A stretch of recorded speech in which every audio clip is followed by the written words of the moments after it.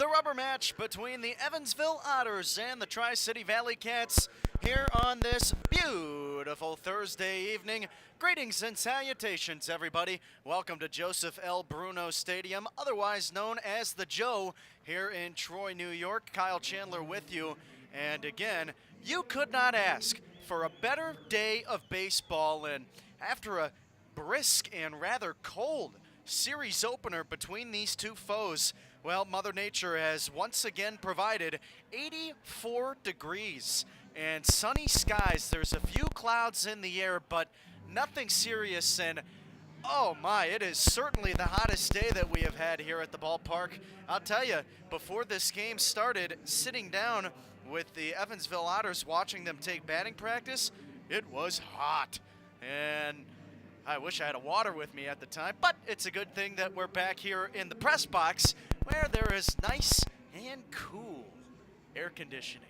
That's a virtue that I like to hear. But today, on a more important note, it will be a chance for Evansville to take home their first series win on the road.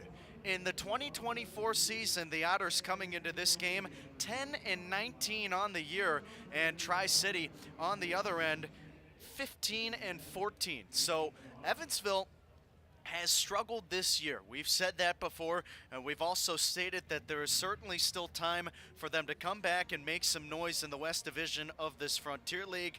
But it would be great for them to put aside their road struggles, which they've had early in the season this year, and come away with a crucial win here against the second team in the East Division of the Frontier League, or I should say the team that came into this series second in the East Division, because after yesterday's loss, Tri-City was bumped down to the number 3 seed in the East Division, Quebec overtaking them, as Quebec has caught fire as they usually do after a sluggish start, and the Capitales have won their last 4 games. But this is an important game for both teams, and of course for Evansville it's for obvious reasons. They are 4-10 on the road this year, and one of those wins came yesterday, so again a chance to pick up their first road series win of the 2024 season. And after a rather abysmal start for the Tri-City ValleyCats, they really caught fire over the last couple of weeks of play, and they hoisted themselves again before this series started into the 2nd seed in the East Division of the Frontier League. They have dropped to the number 3 seed, so this is also an important game for them because they're trying to keep momentum going. They lost 2 out of 3 games after taking the series opener to the New York Boulders, and that was over the weekend. And then they will see the Three Rivers Angels, who is a team from the north, and the ValleyCats will hit the road going north of the border to play them this weekend. So not easy games on the schedule. Troyes has been also starting to make some noise, winning their last 2 games, so they've been a here and there team this year. In their last 10, they're only 3-7, but again, they had a hot start to the year, so they can turn things around as well, and that's Tri-City's next opponent. And looking at the Evansville Otters moving forward for them, they will be on the road to close out their East Coast road trip. They're only one of the 2024 year against the Sussex County Miners, and the Miners not looking so hot. They have lost their last 7 games of the year. They are 2-8 in their last 10, so right now they're in a tie for last with the New England Knockouts, and well, it has not gone the Miners' way, especially as of late. That's an opportunity for Evansville to close out this series on the road on a good note, and we'll have to wait and see what that series brings. First, we have to get through tonight, and we'll go ahead and also go through the starting lineups.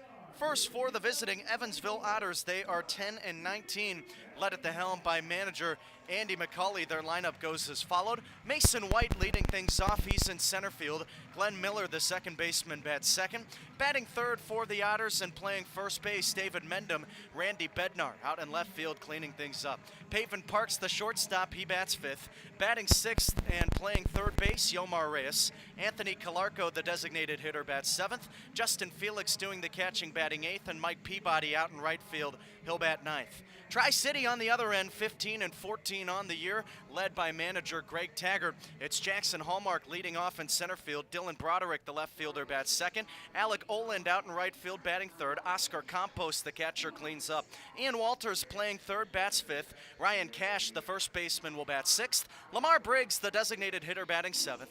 Tyson Gingrich, the shortstop, will bat eighth. And Elvis Peralta out at second base. He will fill out the starting nine.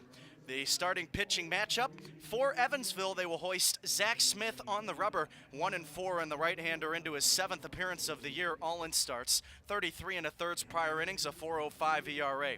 Flipping the book over, John Vargas, the former ValleyCat, 4-0, will start this game for Tri-City. So this is his 7th appearance, his 6th game in the starting role, 40 1/3 prior innings with a 4.46 ERA, and the right-hander out there with the battery right now, and we're about to head to the national anthem, so that means it's time for us to take a step aside. Don't go anywhere. First pitch coming your way when we come back here on the Flow Sports and Otters Digital Network.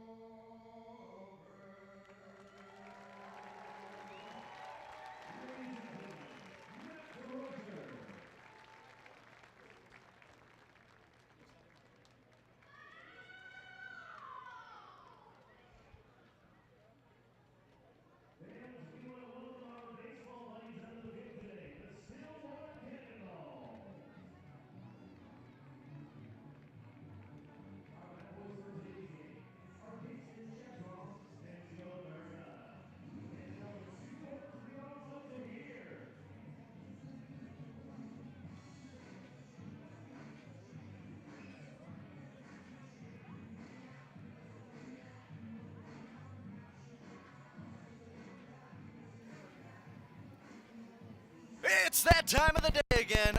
Otters baseball coming your way here on Flow Sports and the Otters Digital Network. Greetings and salutations, everybody. Welcome to Joseph L. Bruno Stadium here in Troy, New York. Kyle Chandler here to bring you the play-by-play. So happy you could join us for this gorgeous Thursday evening.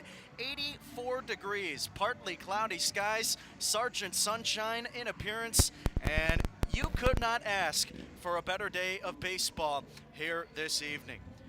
The Evansville Otters, 10-19 on the year. They are currently and a tie for 7th place in the West Division of the Frontier League. But this is an important game for them, a chance to pick up their first road series win of the 2024 season, and they will match wits and lock horns with the Tri-City ValleyCats here in this series finale. The ValleyCats 15-14 on the year.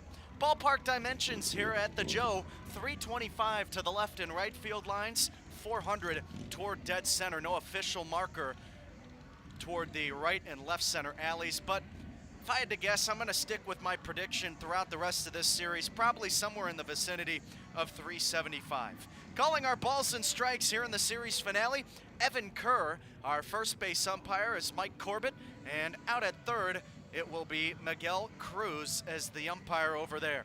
The American flag out in left center field, blowing directly out toward left. So we'll have to see how that plays for the righties today, as they could get after some balls. And if you get under one, who knows what could happen. John Vargas towing the rubber, and the right-hander is ready. And hold on, immediately we'll have time called. And it looks like the bullpen gate wasn't closed all the way. So immediately we have a distraction on the field, but that's okay.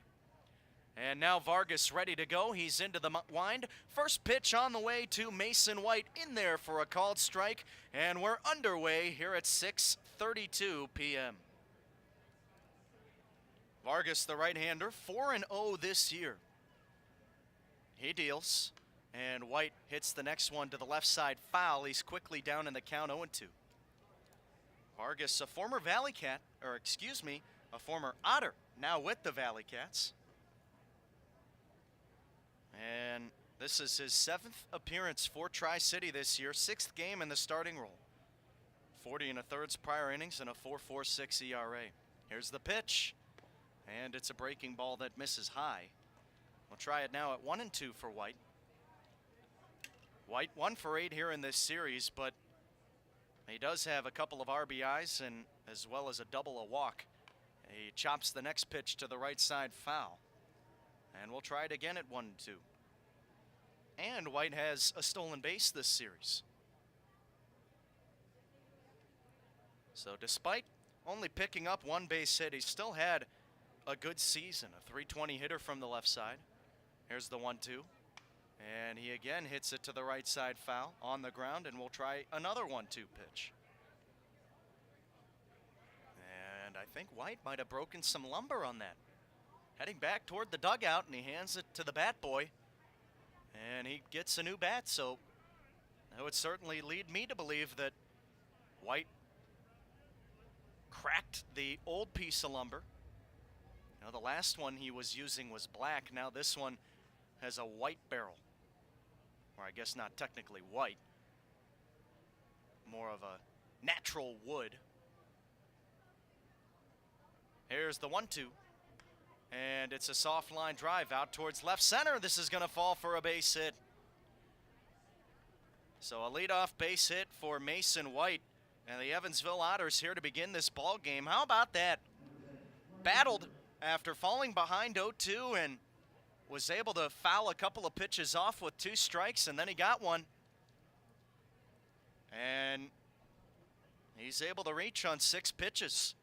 So now it's Glenn Miller at the plate. Miller moved up in the lineup. He was a part of yesterday's game. The first pitch from Vargas, and Miller pops up a bunt foul over the screen. And headed toward the press box, and it's 0-1. Miller yesterday coming away with the base hit in the top of the 9th inning. It plated 2 RBIs and was able to provide Evansville with some insurance after already having a 4-1 lead. And Miller's base hit finalized the scoring. Here's the 0-1. He squares the bunt again, pulls back on a breaking ball that misses outside and low. And the count 1-1. Series finale here between these two clubs. And because they are in cross divisions, this is the only time that they will match up this year. Vargas ready. And he throws to the bag at first, and it gets away from Cash. This one kicking up against the right field siding. Heading on to third, White. The throw to the bag gets away from the third baseman, Walters. Backing up was the left fielder, Broderick. So he saved White from going to home. Tri-City throwing the baseball around like it's a live hand grenade. And White able to get into third safely. So mark it down as a failed pickoff attempt. That's an error on the pitcher. But it allows White to move 180 feet around the bases. So now here the 1-1 to Miller. And Miller cuts and comes up empty, chased after a high fastball. The count 1-2. So a scoring chance early for Evansville. One just 90 feet from scoring and nobody out. Whenever the Otters score first, they are 9-9 on the year. Here's the 1-2. And Miller sends a high fly ball towards shallow right, backing up Peralta, and he's there to make the catch. Not tagging is White. The throw comes into home on a bounce, and wisely, White stays on third. So Miller retired as out number 1. Here's David Mendham coming up. No score between Evansville and Tri-City. Top of the first inning, but a threat over there at third with White after a leadoff base hit, and White was able to move 2 bags off the pitching error from John Vargas on the failed pickoff. Righty on lefty battle here to Mendham. Mendham yesterday had a home run. And the first baseman watches the first pitch below the knees for a ball. It's 1-0. Well, that 9-9 record might not be eye-popping when the Otters are scoring first, but juxtaposed to that, they are 1-10 when opponents score first. Here's the 1-0. And Mendham takes a breaking ball in there for a strike to even the count. So a stark difference between those two statistics, and obviously you would rather have the scoring first category. Now we'll see if they can capitalize off the Tri-City mistake. Now the 1-1. And it's a fastball high and away taken by Mendham. 2 balls and a strike now. Mendham, a .370 hitter here in this 2024 season. 3rd in batting average in the entire Frontier League.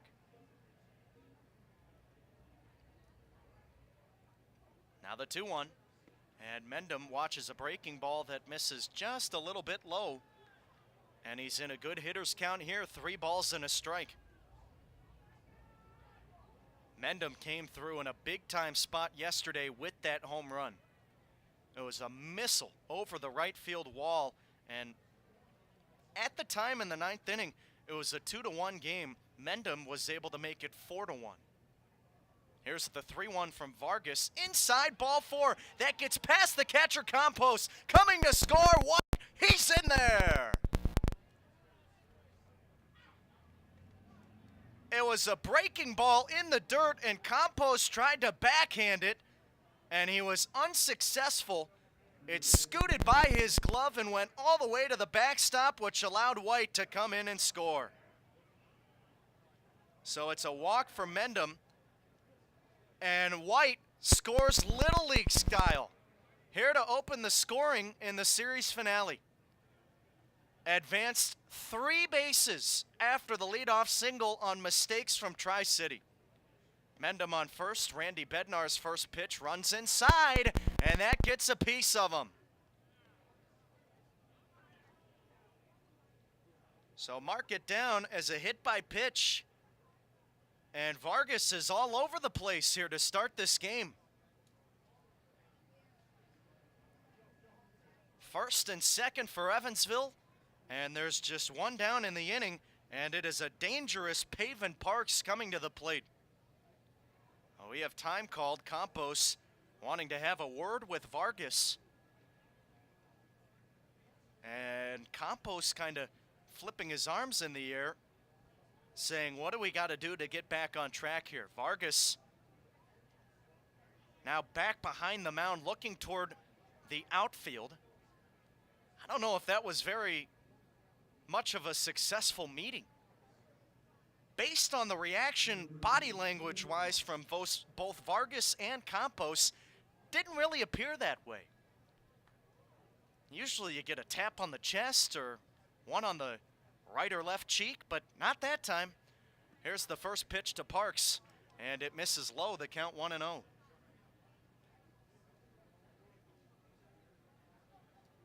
So we'll see how the right-hander responds after already allowing a run to come in and score this inning, and Evansville looking for more. Now the 1-0 home, and Parks sends this one foul to the left side across the third base bag, and ranging over Walters, he will make the catch in foul territory. So a big out, retiring a big bat. Parks back to the dugout, and now there's 2 away here for Yomar Reyes. 1-0, Evansville leads it. And we're in the top of the first. Righty on righty matchup. Vargas leans in, gets the sign, and he offers up. Reyes takes one at the knees for a strike, and the count 0-1. Well, again, this is a big game for Evansville, but it's also a big game for Tri-City. Trying to avoid dropping 2 series in a row. They lost to New York last weekend. Here's the 0-1, and Reyes hits a hard line drive out towards short, but it's right at Gingrich as he's able to snag it just before it hit the dirt. And that'll do it here in the top of the first. Mason White comes in to score. He makes it a 1-0 game, and Tri-City comes to bat for the first time when we come back.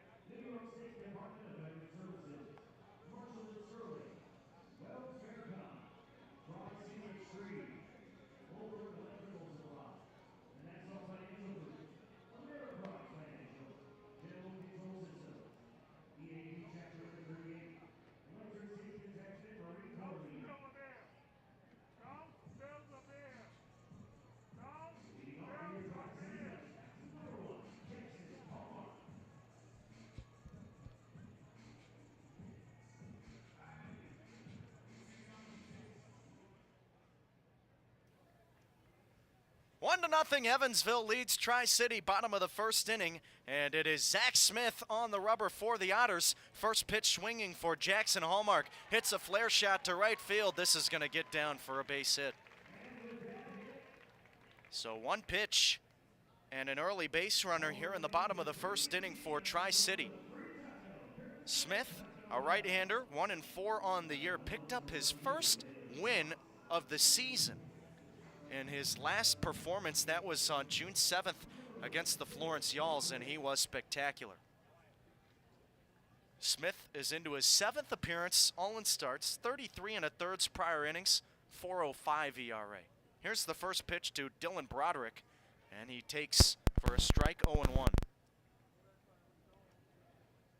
In that last start, Smith ended up tossing 7 innings of 1-run ball. He comes home, and the 0-1 is taken low near the shoe tops of Broderick, and the count, a ball and a strike. Well, the only kryptonite that Smith has had to work around this year is the walks. 20 on the season, and it's just not a number that you like to see. He throws to the bag at first, back in with a head-first slide, Hallmark. If he can get those walk numbers down the rest of the year, he can be one of the best pitchers in the Frontier League. Now the 1-1. And it's sent to the Otters' first base dugout. Foul, 1-2 now to Broderick. Smith did not walk anybody the first time he saw action in 2024, and he pitched another gem that day against Windy City, 6 innings of shutout baseball. He's ready. And now the 1-2 home. Breaking ball just misses off the outside corner. So 2-2 now to Broderick. But since that Windy City game, Smith has allowed at least 3 walks in every other appearance this year.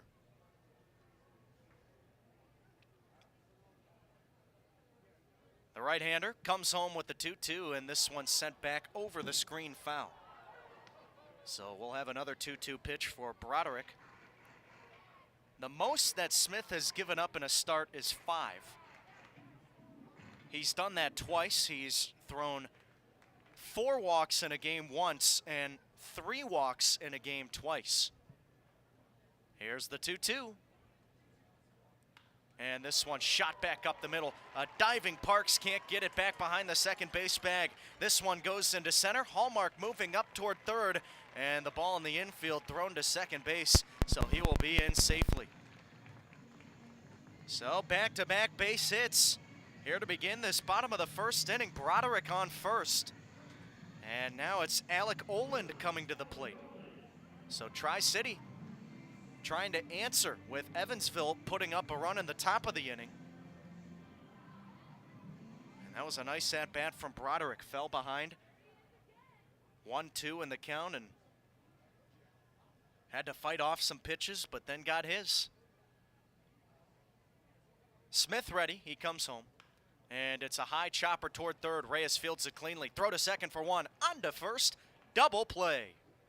Hallmark coming in to score. Reyes didn't even think about going to the plate.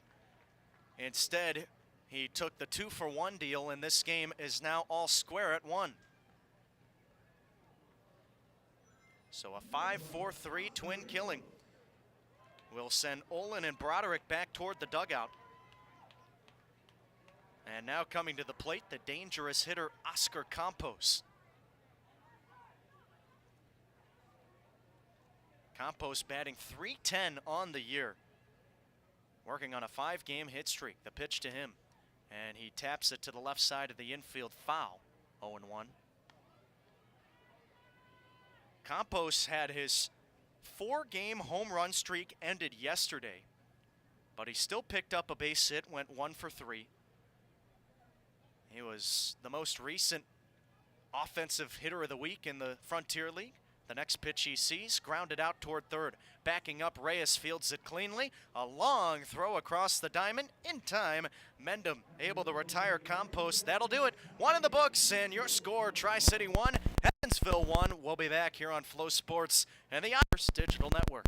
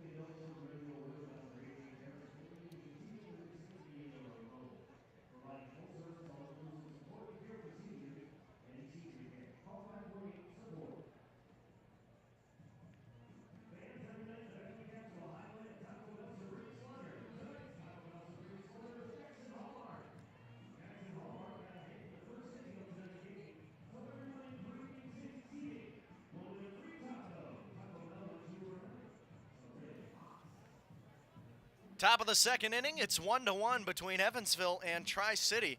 And for the Otters, it'll be 7, 8, 9 in the order, beginning with Anthony Calarco. The Otters will return home for a 9-game homestand upon returning from Sussex County this weekend.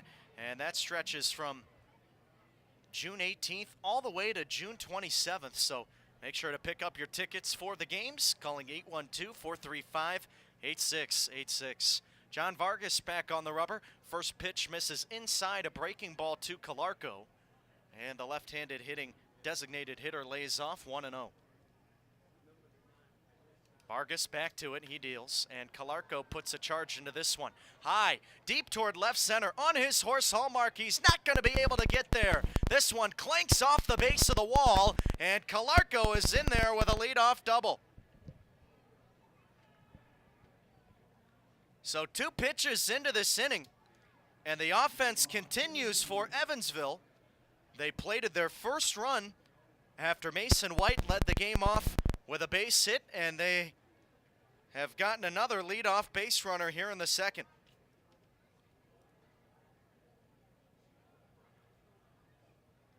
So another scoring chance early, and this is a good sign because Tri-City was able to tie the game in the bottom of the first inning. Now the first pitch to Justin Felix, and he takes inside a fastball 1-0. And if Evansville can put together this consistency with the bats throughout the game, well, it's probably going to turn out good. Here's a breaking ball at the knees, and it's taken by Felix for a strike. 1-1 the count. Again, we gave you the numbers in the first inning, but we'll throw some more numbers at you after the 1-1. Vargas ready. He comes home, and Felix gets nicked on the inside fastball. It caught his elbow, and so he will head down to first base. That is the second hit by pitch from Vargas tonight, and he's already surrendered a walk. So some clear command issues for the starter. And that'll put Felix on first with Calarco still remaining on second, and it's Mike Peabody coming to the plate. Well, when the Otters lead, even after 2 innings of play, they are 7-3. When they trail, they're 1-7. So if Evansville can get ahead here again in the second inning, well, the statistics certainly favor them. Righty on lefty matchup. Here's Vargas's first pitch. A bunt attempt by Peabody down the third baseline, and the throw from Vargas over to third, and it was originally not in time. Calarco coming off the bag, and then the tag applied by Walters. Where in the world was Calarco going? A costly base running mistake. I don't think Miguel Cruz was going to call him out on the brutal throw from Vargas. Walters had to jump and come off the bag to save it from being an error. So it's a failed sac bunt. Here's the pitch to Mason White, misses down low and in. But Calarco, for some unbeknownst reason, came off the bag after the throw came in, and he was tagged out. Now the 1-0 pitch, and it misses low and outside, and the count 2-0 to White. So now it's first and second for the Otters. 1 down here in this top of the second inning. 1-1 the score with Tri-City. Boy, you feel like that's one that might get away if Evansville can't capitalize. The 2-0, a breaking ball that misses low and in. 3-0 the count now to White. He's 1 for 1. Again, he had that single to lead off the game for Evansville.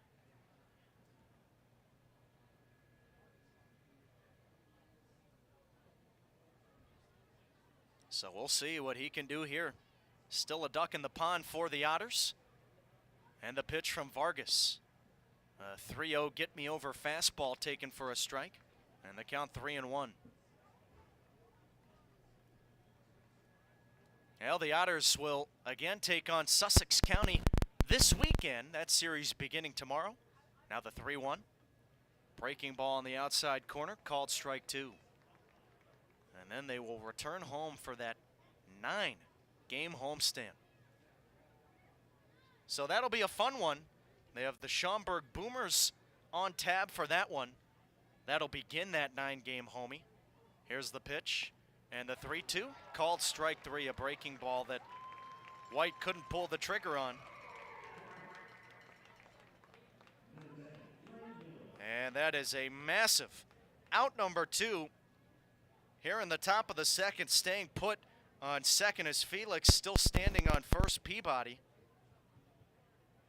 And now coming to the plate, Glenn Miller. After Schaumburg, Evansville will play Windy City, and then beginning the week of the 25th, they will play Joliet. First pitch swinging for Miller, a high chopper back over the mound. Taken on a backhand, Vargas spins, throws to first, and that'll do it. 1.5 in the books, and Evansville strands 2 on the bases, and a base running mistake keeps them scoreless here in the second. We'll head to the bottom of the inning. Your score, Evansville 1 and Tri-City 1.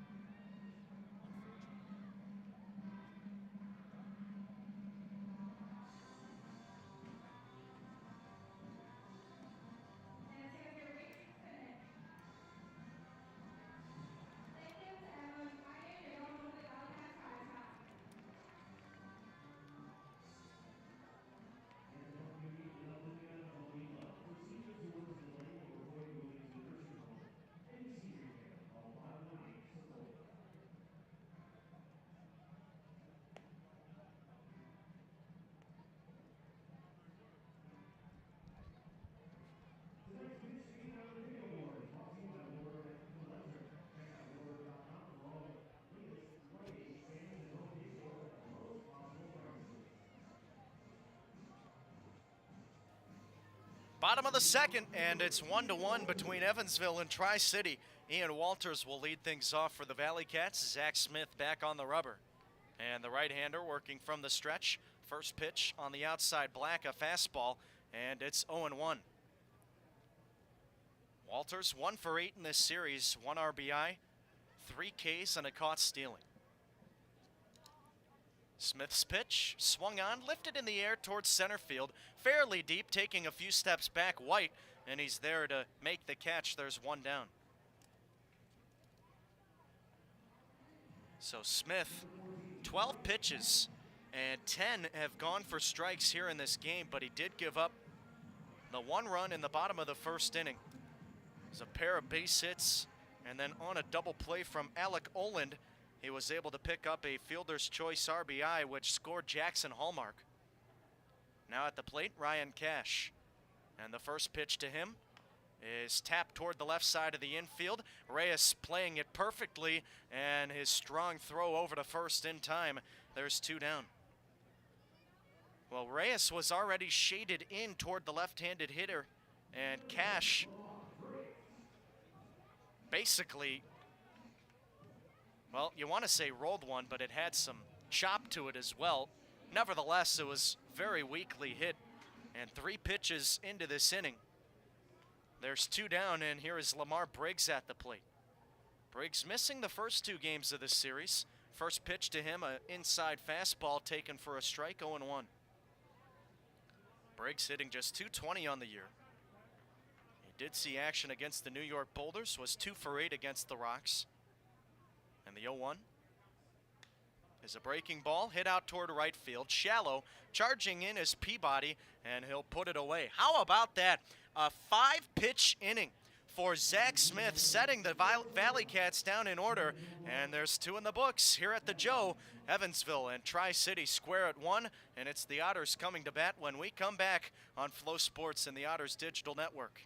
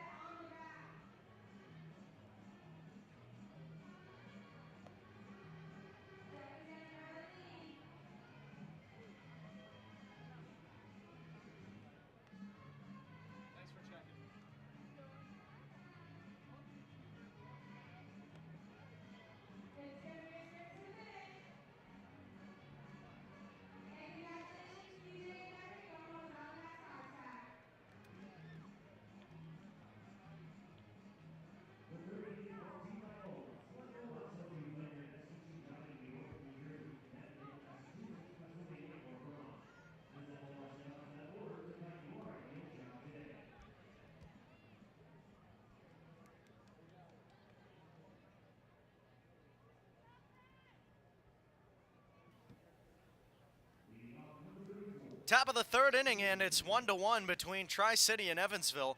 It's the heart of the order for the Otters. We'll begin with David Mendham. John Vargas back on the rubber, and the right-hander gets the sign into the motion, kick, steals, and it's a fastball at the knees taken for a strike. 0-1 to Mendham. He walked his first time up, and on his walk, the ball went back to the backstop. He goes after the next pitch, laces one into right for a base hit. So Mendham aboard, and that is the 3rd inning in a row to start the game with a leadoff base hit for the Otters. And as I was saying, on Mendham's last walk, it was a wild pitch that Campos couldn't reel in, and Mason White, who was on third, was able to score, which marked the first run of the game. So now at the plate, Randy Bednar. Bednar hit by a pitch on just one pitch his first time up. He cuts and comes up empty on the first offering, and it's 0-1. Vargas grew up in Santo Domingo in the Dominican Republic. The right-hander comes to the set, and he deals. This ball swung on, grounded out toward third, but this will cross the white chalk foul. And we'll try it at 0-2. Evansville has a player from Santo Domingo, and that's Yomar Reyes. I didn't get a chance to ask if Reyes knew Vargas growing up, but how cool would that be? There are a lot of guys from the DR that play here in the Frontier League. Vargas will step off the rubber, and that pitch clock was getting low, so he wanted to reset. But Vargas, again, a former Otter. Here's the pitch, and it's a breaking ball low.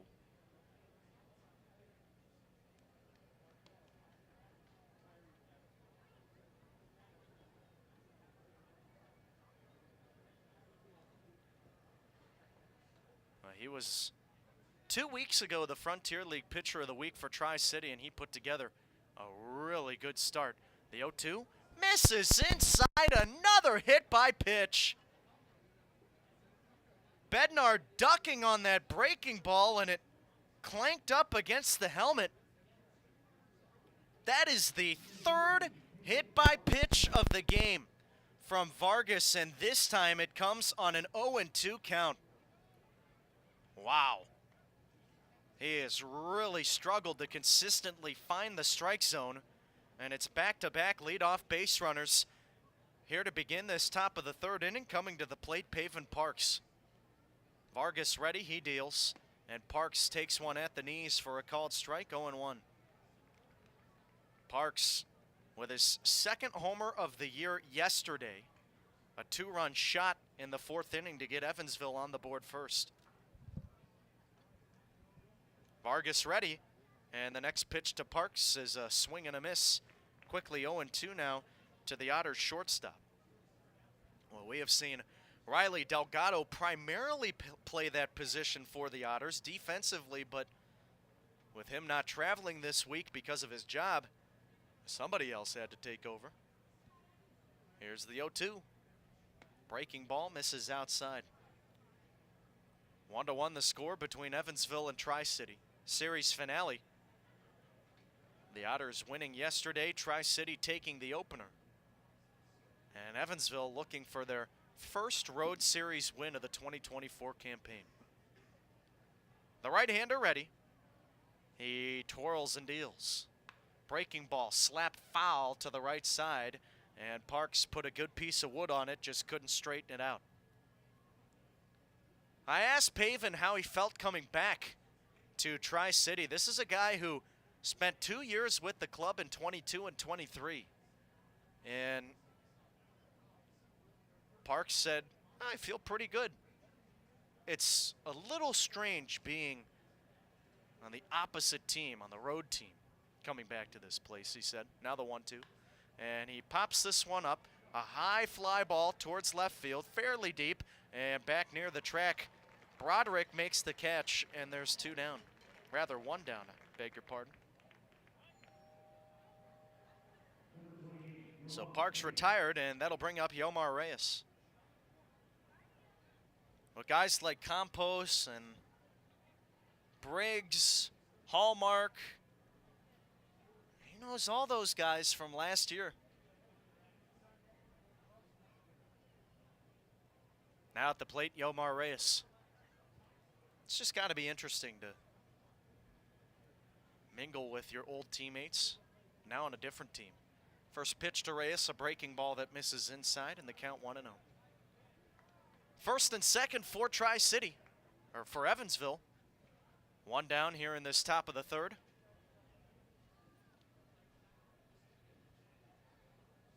Vargas gets the sign, working from the stretch. The right-hander kicks and fires. And Reyes sends a high pop-up towards shallow center. Hallmark charging in, and he retrieves it, 2 down.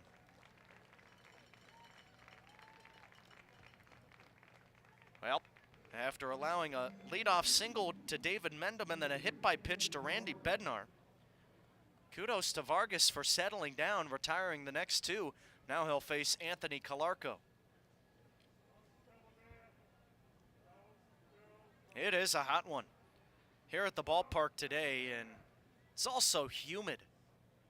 You can feel the heat coming into this press box. Here's the first pitch to Calarco. And it's a fastball that misses inside. So that, accompanied with the American flag blowing directly out toward left field. Whenever it's hotter outside, the ball comes off the bat with some more pop. Here's the 1-0 pitch. And it's a breaking ball in the outside corner, taken for a strike. So you never know what could happen, and we may see a lot of fireworks here in this game. Haven't seen any yet, though. Calarco awaiting the next pitch. Here it is, and he slaps it foul to the left side. It's quickly now 1-2. Well, Calarco putting an end to his 1-for-20 streak in his last several games with a double in the second inning, but he was out at third base on a fielder's choice later. Now the 1-2. And Calarco hits this one on the ground toward the second baseman, Peralta. He's up with it, and his throw to first will retire the side. Two stranded and a couple of leadoff base runners for Evansville, but they can't capitalize, and it's 1-1 with Tri-City. We're heading to the bottom of the third on Flow Sports and the Otters Digital Network.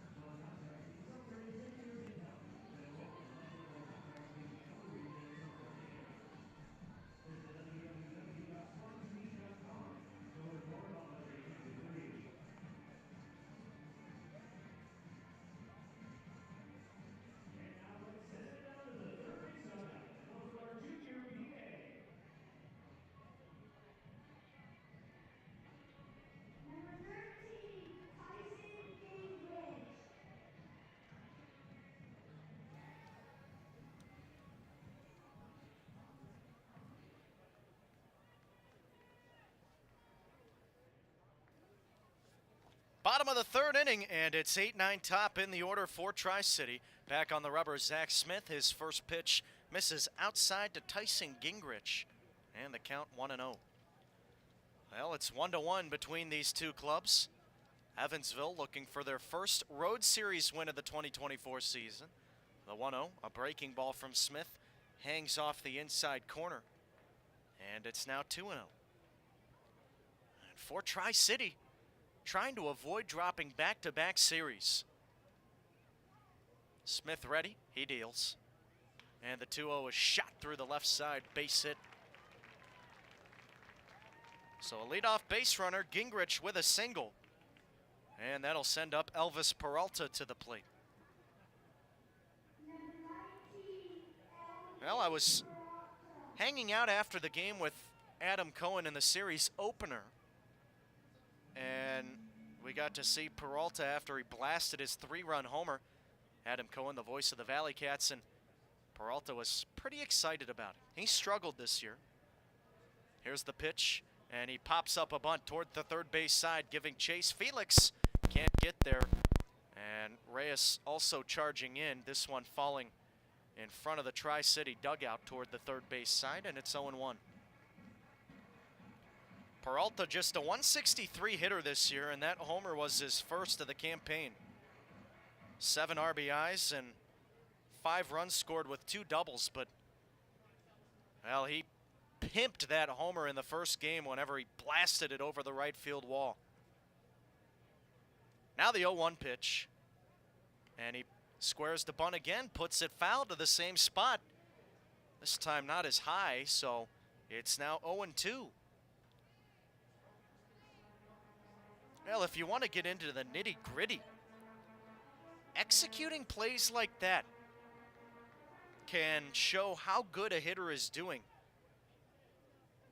Maybe Peralta just isn't a great bunter, but whenever you're more locked in, typically you can get those down. The 0-2, a breaking ball away. A ball and 2 strikes to Peralta, and again, he's been struggling, and even executing a play like that can really get the confidence back up because you feel like you're helping the team. The 1-2, and it's a weak ground ball to the left side, foul. So we'll try it again. Now he has to swing. A lot of old school managers will really preach how important bunting is, especially if you're a small ball team. Now the 1-2, and it's tapped toward the Otters' first base dugout foul. And this is a Tri-City team that does not have as much power as they did last year. So sometimes they have to rely more on that small ball game, and we've seen it with the stolen bases in this series. Here's the 1-2. Swing and a miss. Runner goes to second. Throw from Felix, not in time. Case in point, Gingrich picking up his 8th stolen bag of the year. Peralta retired. He's out number 1 on the K, and that'll turn the order over to the leadoff man, Jackson Hallmark.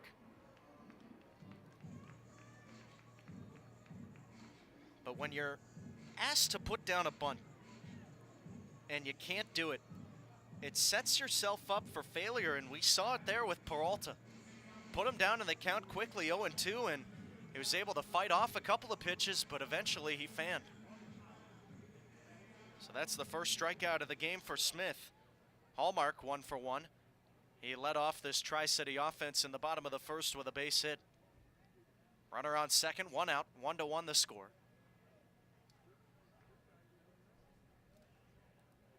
Smith, the right-hander, looks towards second, now comes home, and the first pitch is a breaking ball in there for a strike, 0-1. Well, Smith threw just 15 pitches through the first 2 innings. Now sitting at 25. He's ready. He steps and deals, and it's a breaking ball low. Nice block by Felix, and Gingrich got a decent secondary, but didn't end up taking off toward third. So he stays on second, 1-1 the count now to Hallmark. Hallmark came into this game a .272 hitter. No homers, 9 RBIs, and 21 runs scored. Here's the pitch. Breaking ball in there, called strike 2. Hallmark signed a contract extension with Tri-City for the 2024 season. Spent last year with the club as well. And he set the single season stolen base record last year. Here's the pitch. Swing and a miss. Down on strikes, and back-to-back strikeouts for Smith. And staying put on second base, Gingrich. And now coming to the plate, Dylan Broderick. So a 4-pitch K, and Smith still keeping that pitch count low. He's a guy that can go a long ways. He has a big tank, and in his last appearance, Smith ended up throwing 114 pitches. He's ready, and the righty deals. Fastball off the glove of the catcher, Felix. It was outside, but this will probably be a pass ball. Well, it was outside, but it wasn't that far outside. And that was one that Felix should have had. That is the 8th pass ball of the year for Justin Felix, and that allows Gingrich to move up to third. 1-1 the score between Tri-City and Evansville. Bottom of the third inning. Righty on lefty matchup, and now the pitch home. Swung on, and a high fly ball toward deep right field. Peabody at the track. Wall leaps, and he makes the catch. What a play by the right fielder, robbing a home run of Dylan Broderick and keeping Tri-City off the board here in the third. We'll take it to inning number 4, 1-1 between Evansville and the ValleyCats.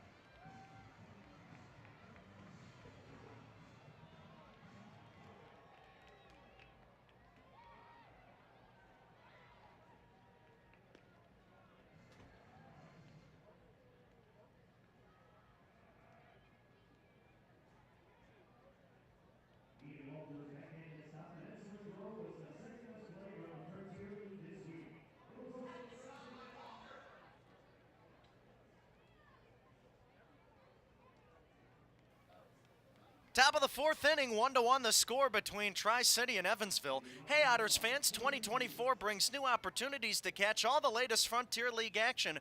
Be sure to check out the Frontier League and your Evansville Otters on Flow Sports. Here's John Vargas's first pitch, and it's at the knees, taken for a strike, 0-1.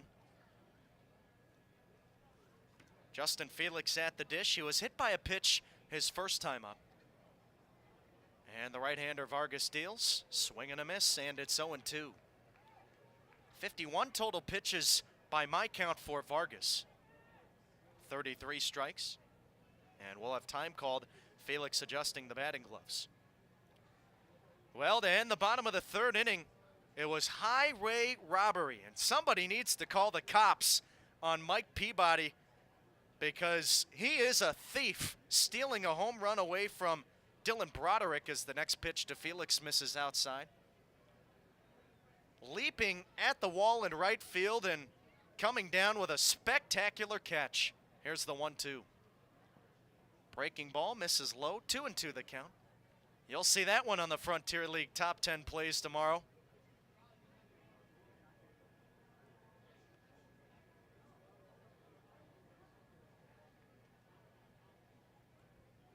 So the count now 2-2 to Felix, and the catcher was able to end his 3-game hitless streak yesterday. The righty deals. Breaking ball misses inside, and the count now full. I tell you what, Justin Felix is better than his 149 average at the plate. He sees a lot of pitches. Now the payoff. And he crushes this one. Forget about it. High! Deep to left, and it is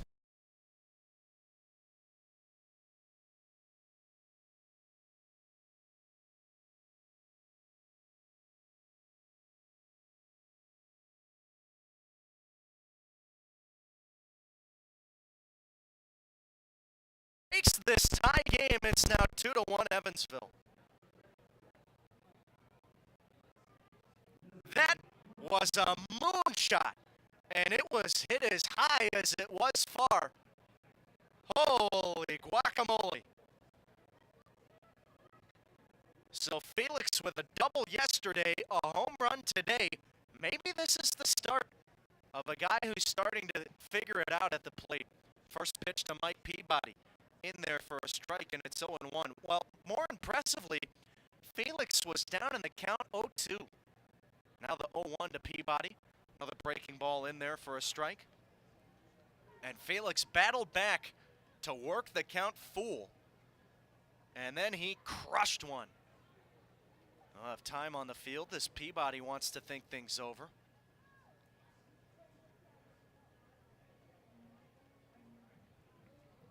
So Vargas allowing one run in the first, now another here in the fourth. And again, it's 2-1 Evansville. Here's the pitch. And it's slapped foul back behind the screen. We'll try it again.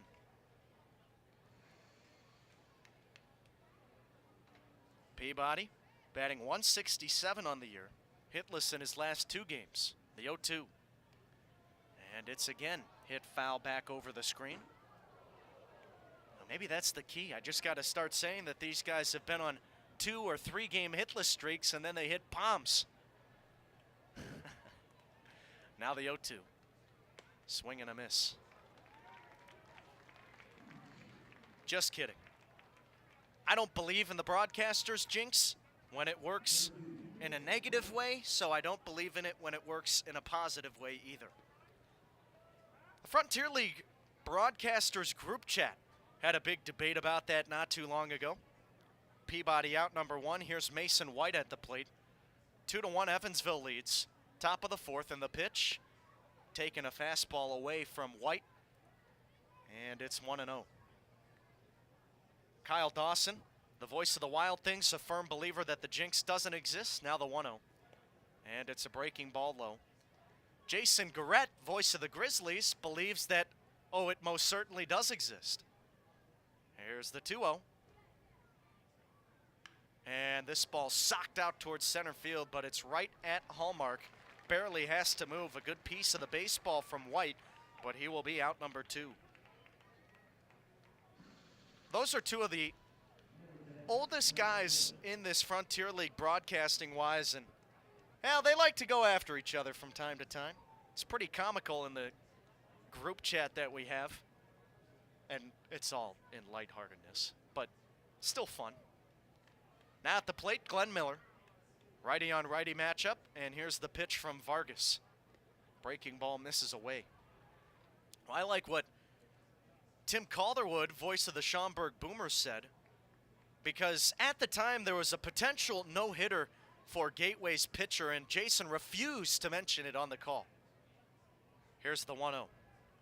Swing and a miss, 1-1 to Miller. And Calderwood, voice of the Boomers, said, look, if I'm tuning into a game and I hear it's 10-0, I'm going to change it. But if it's 10-0 and there's a potential no-hitter, I'll stay and listen. 1-1, a fastball upstairs. So as a broadcaster, you don't want to quote-unquote jinx the pitcher out there. But then, I mean, come on. You have no impact. Here's the 2-1. Breaking ball misses downstairs and away, and it's 3-1 to Miller. So, yeah, I don't buy into that. And if there's a potential no-hitter, oh, you better believe I'm going to say there's a potential no-hitter. Here's the 3-1 from Vargas. And it's a fastball at the top of the zone, taken by Miller. The count now full. Miller 0 for 2. A fly out and a ground out here in this game.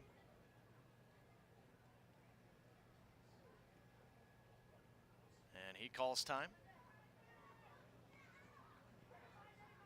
We've seen this game a few different occasions where the Otters hitters will call time with 2 strikes.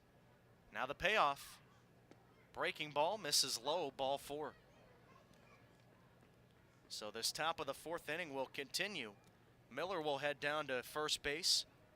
And with 2 outs, it's David Mendham coming up. Mendham drawing his 21st walk. The first time he came to the plate, and then in the 3rd he singled. Well, while Miller picked up his first walk, here's a guy at the plate now who walks a ton, more than anybody else on the team. Here's the first pitch, and it's grounded to the right side of the infield, under the glove of Peralta. This will go into right field. Miller digging for 3rd, throw to the bag, and it's in time. No, it's not. It was in time, but Walters couldn't apply the tag. He dropped the baseball. A great throw from Oland, and that should have been out number 3, but Miller in at 3rd safely.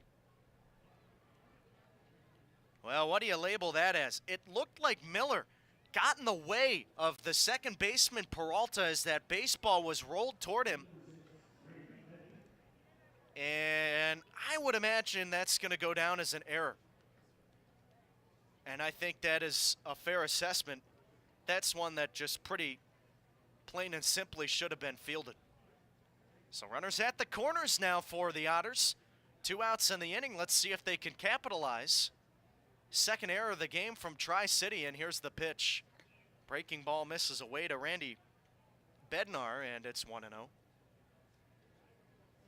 Bednar, a .298 hitter, 2 for 6 in the series, but both hits coming in the series opener. It was 0 for 3 yesterday. 0 for 0 today, 2 hit by pitches. A sticky situation for Vargas, trying to get out of the woods. Here's the 1-0. And Bednar takes upstairs and in, 2-0. Well, this is a guy that has 7 home runs on the year in the Frontier League, and he's a guy that hits with power from the right side, especially with that left field wind. Here's the pitch, and the 2-0 misses downstairs and away. 3-0 now. Bednar tied for 2nd in home runs in the Frontier League.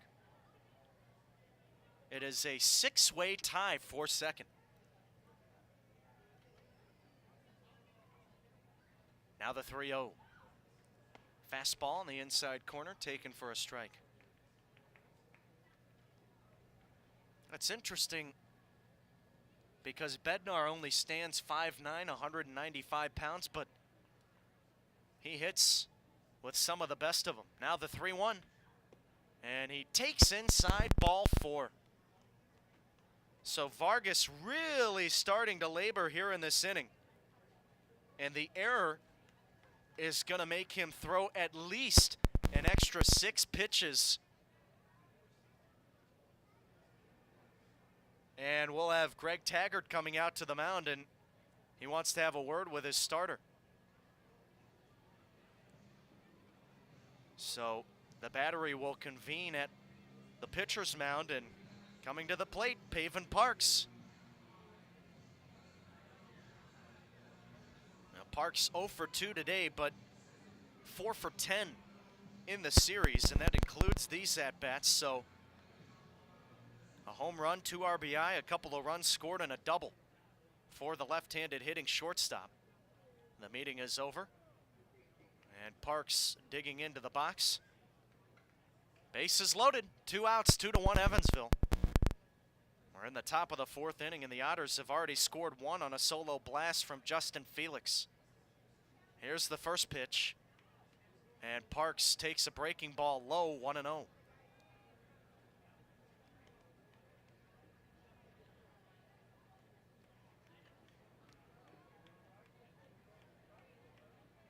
The right-hander gets the sign into the motion, and he serves up the 1-0. Parks takes low again.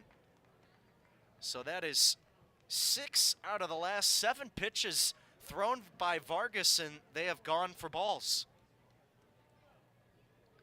Well, Vargas came into this frame at 49 total pitches, and the count is up to 78 now after the 2-0 pitch finds the outside corner for a strike. So that is 29. Here is pitch number 30 of the inning coming up. He's ready, and the right-hander deals. 2-1 swung on, ripped into right field, base hit. This will score at least 1 on his horse Mendham. He's trying to score, throw to the plate, and he does a juke, and he is out of the baseline. According to Evan Kerr, the throw beat him in plenty of time. And our home plate umpire right on the call. However, Evansville does get 1 in Miller and an additional 1 from Felix as they plate 2 total here in this top of the 4th, and they take a 3-1 lead over Tri-City. We'll head to the home half of the inning on Flow Sports and the Otters Digital Network.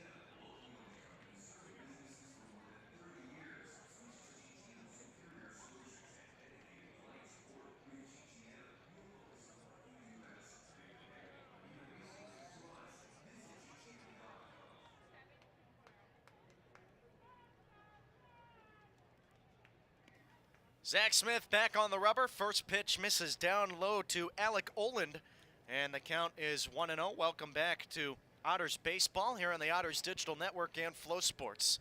3-1 Evansville on top of Tri-City. Here's the pitch. And it's a fastball low and away.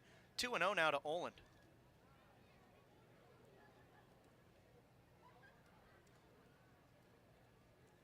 Well, the Otters striking for 2 in the top of this inning. Here's the pitch from Smith, and it's a 2-0 breaking ball in the outside corner, taken for a strike.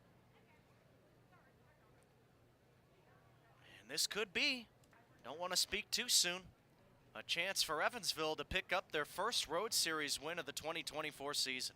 Now the pitch. And it misses downstairs. 3-1 now to Oland. Still a lot of baseball left to go. But the Otters taking 2 out of 3 from Florence last weekend, now trying to take 2 out of 3 from Tri-City this week. The pitch is swung on, hit in the air, high and deep toward left. Bednar at the track, at the wall, and this one is gone. Well, case in point. You don't want to speak too soon. And Oland picks up his 3rd jack of the year, RBI number 24. And the right fielder trims the deficit to 1. It's now 3-2 Evansville. He got a 3-1 pitch and did not miss.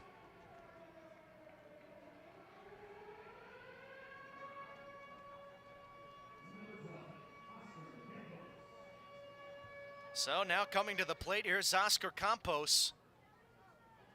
And we'll see how Smith responds. The first pitch, fastball in the inside corner, called a strike. Smith at just 36 total pitches. So if he can limit the runs again, might be a day where he can go a long ways. Here's the 0-1. And it's a line shot out towards center. Backing up White, he's on his horse, leaps, and he makes a catch! Onto the warning track, and White taking a base hit away from Campos. A big out number 1, and a good response from Smith, but he did get some help from the defense here in the bottom of the 4th, and now it'll be Ian Walters coming up. Great play by the center fielder, and this outfield for Evansville has been deadly today. The pitch, and it misses low to Walters, 1-0. Mike Peabody robbing a base hit of Dylan Broderick in the 3rd inning. That was more than a base hit, it was a home run. And Mason White making a nice grab in center. Here's the 1-0. Swung on, line to second, right at Miller, 2 down. So after giving up the 5-pitch homer to Olin, it takes Smith just 4 pitches in the next 2 batters, and he's got 2 quick outs here in this bottom of the 4th inning, 3-2 Evansville, and it's Ryan Cash coming to the plate. Righty on lefty matchup. Cash 0 for 1, he grounded to 3rd his first time up. The pitch, fastball misses inside, 1-0.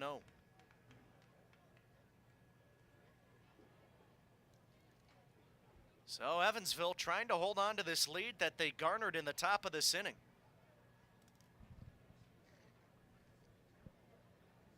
Smith, the right-hander, deals.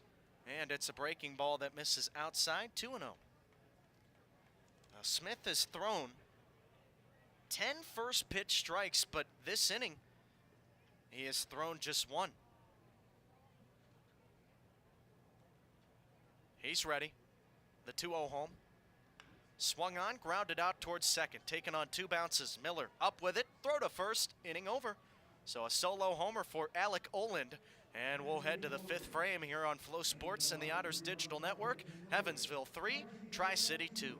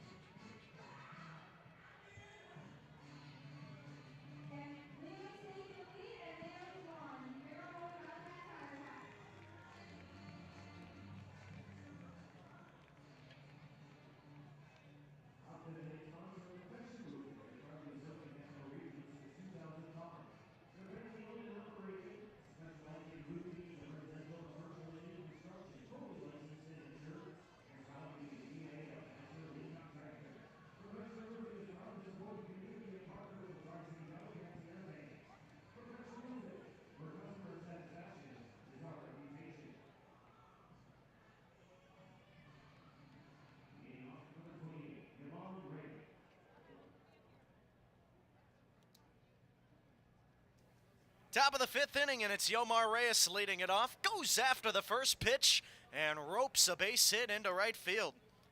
It is a leadoff base hit for Reyes, and that is the fifth time in 5 innings that Evansville has had a leadoff base runner.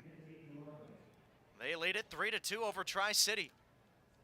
And John Vargas back on the rubber. He's at 80 total pitches, 47 strikes.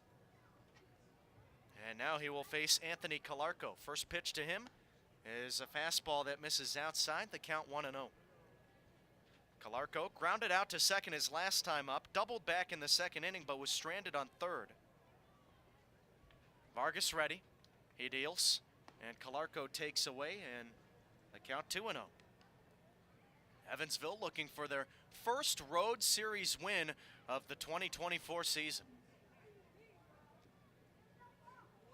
Jumping ahead in the last inning, plating 2 runs. Now the 2-0 to Calarco, a ground ball hit up the middle, a base hit toward the second baseman Peralta, picked up by the center fielder Hallmark, sliding into third Reyes, and he beats the throw to third, safe. So a couple of base hits here to begin this top of the fifth inning. And now the Otters have him set up at the corners for Justin Felix. So yet another scoring opportunity, and how about the hustle from Yomar, going first to third on a ground ball hit to center. I tell you, he's got some wheels to him. He also has 2 stolen bases this year, and for how big Reyes is, he can really move. Now the pitch to Felix, and the catcher fouls it back over the screen, 0-1. So a good start here to this inning, and see if the Otters can capitalize.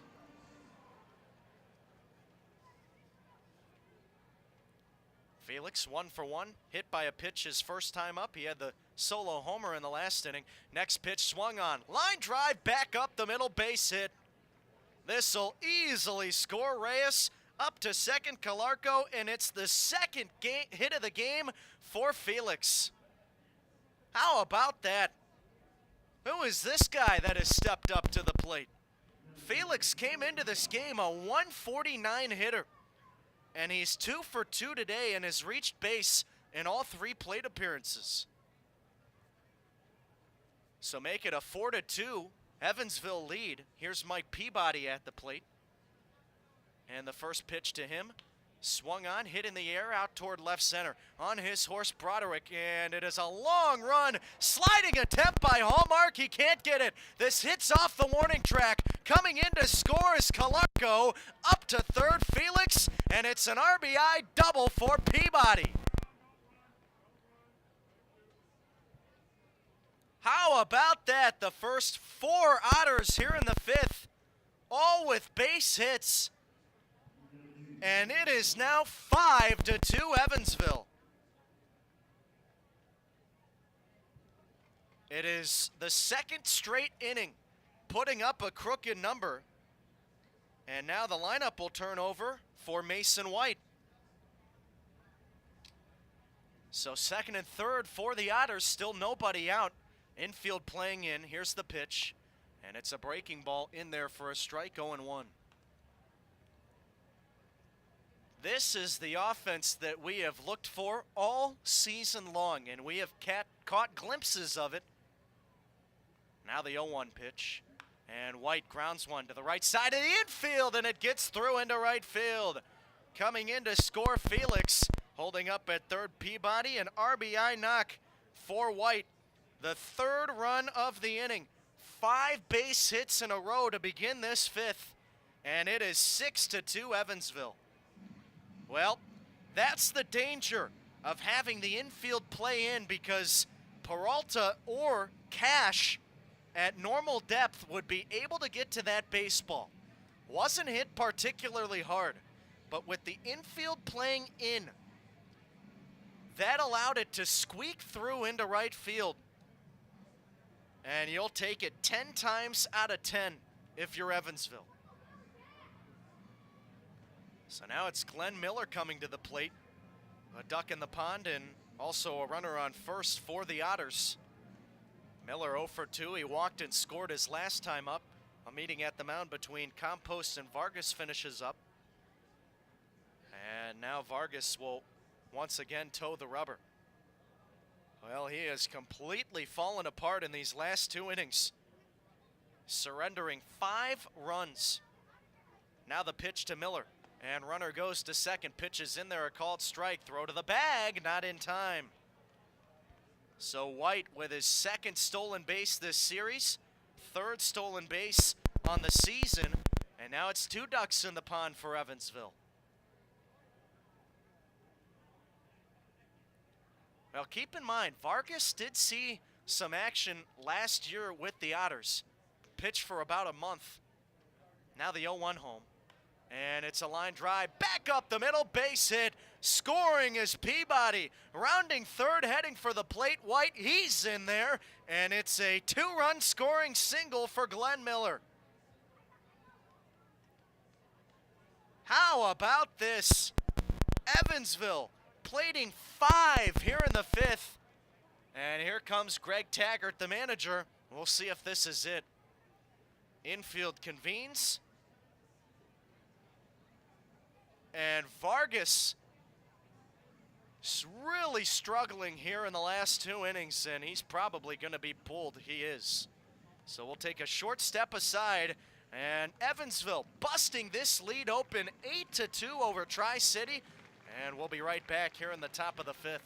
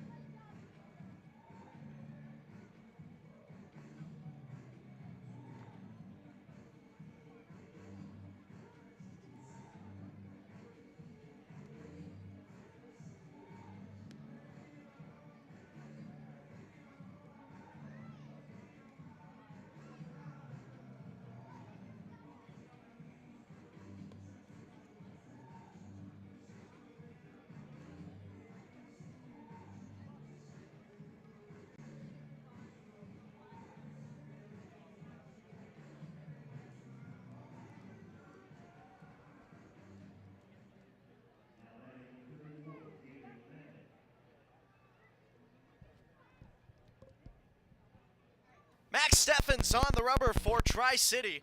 And the situation he inherits, runner on first, nobody out, top of the 5th inning. At the plate, David Mendham goes after the first pitch, hits this one a tie!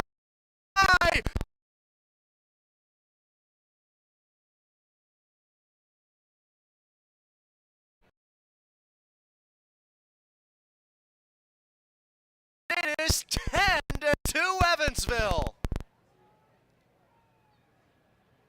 Oh my goodness. This is uncanny. The Otters have broken out for a dozen hits. They have rattled off 7 base hits in a row. Here to begin this top of the 5th inning, and Mendham wasting no time going after Steffens. So now at the plate, Randy Bednar. First pitch swinging, chops one to third, fielded by Walters, throw to first, and finally, there is one down here in this inning.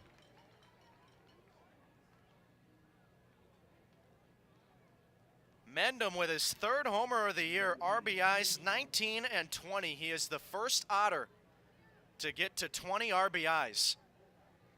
And that is also his second home run this series. So now at the plate after Bednar retired, Pavin Parks. First pitch a breaking ball and he lays off away. It's interesting about Mendham, all of his home runs have come on the road. Steffen's ready, the pitch.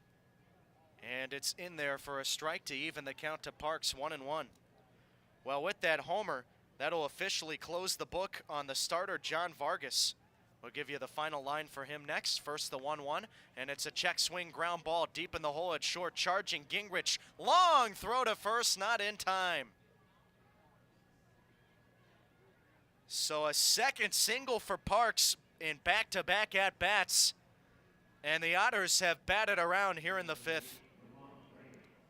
Here comes the 10th hitter of the inning. It's Yomar Reyes who led this frame off with a single. Just one down, and it is 10-2 Otters. They have completely blown this game open. Here's the pitch from Steffens. And Reyes hits this one hard toward left field, over the head of Broderick.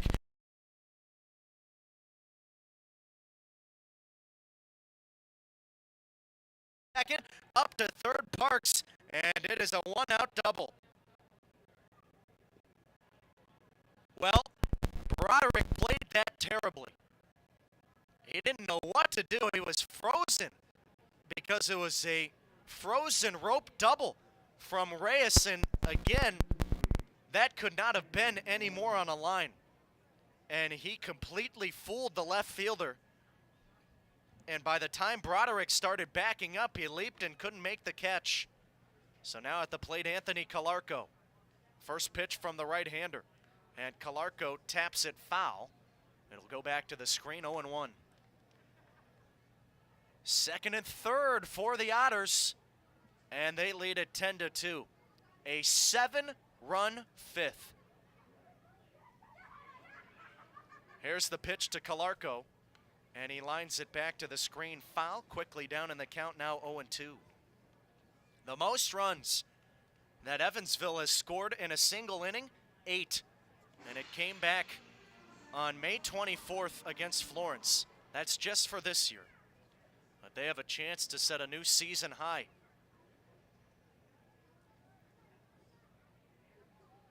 Now the 0-2 to Calarco. And it's a fastball upstairs taken for a ball.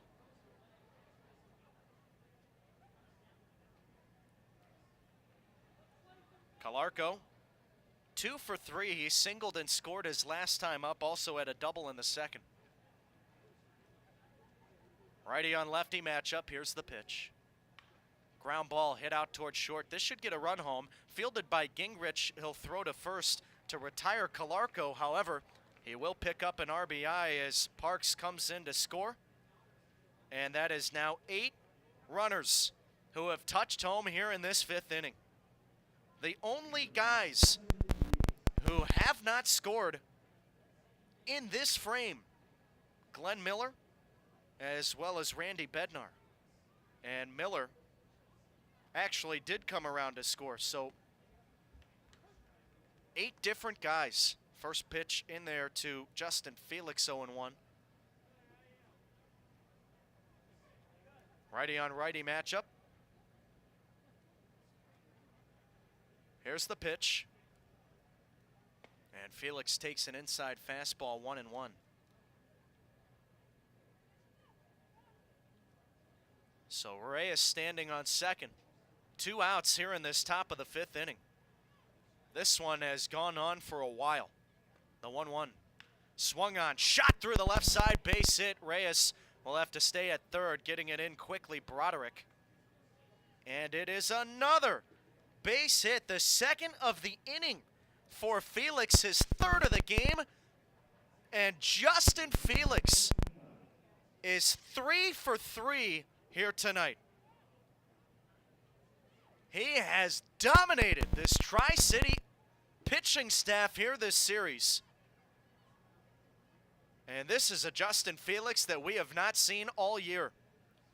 So now at the plate, Mike Peabody, first pitch to him, and the left-handed hitting right fielder puts a charge into this one. This is driven down the right field line, fair ball. One run comes in to score. Felix holding up at third, and the ball in the infield thrown away. Into left field it goes. Coming home to score, Felix. Throw to the plate, not in time. The third error of the game for Tri-City plates another. How about this? Mark it down as an RBI double for Peabody. And Felix comes in to score on the E9. 10 runs have come in to score here this inning. And now the lineup will turn over. It's the leadoff man, Mason White. Here's the first pitch to him. Taken low for a ball. White has 2 hits here this game, 2 for 4. Registered 1 RBI his last at bat and also stole a bag. Runner on second, 2 outs. And the pitch. And it's sent to the left side, foul and out of play. So the count now 1-1.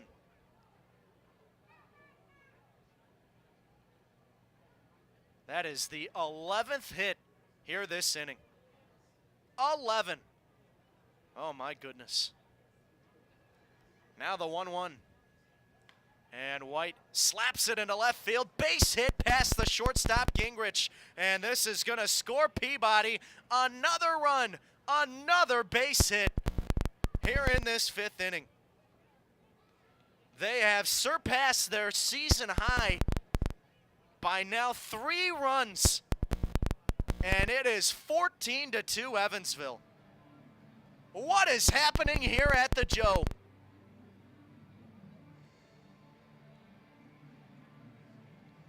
It is pandemonium. And this small crowd is in total disbelief. So another meeting at the mound between Campos and Steffens. Well, Steffens already pitched once in this series, and he threw a scoreless frame yesterday. But today, it has been a different story. He has given up 5 runs coming out of the bullpen, and now at the plate, Glenn Miller. First pitch to him, and Miller takes a strike on the outside corner, 0-1. Evansville has already seen 4 full times through the order. Now the pitch. And it's inside, 1-1. And Glenn Miller up to the plate for his 5th time, as was White in the last at-bat. We're in the 5th inning. Now the 1-1 home. And Miller takes one at the knees for a strike in the count, 1-2.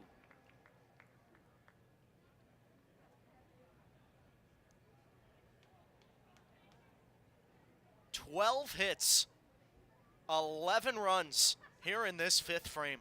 Now the pitch, and Miller hits it to the right side and out of play, foul. And we'll have another 1-2 count.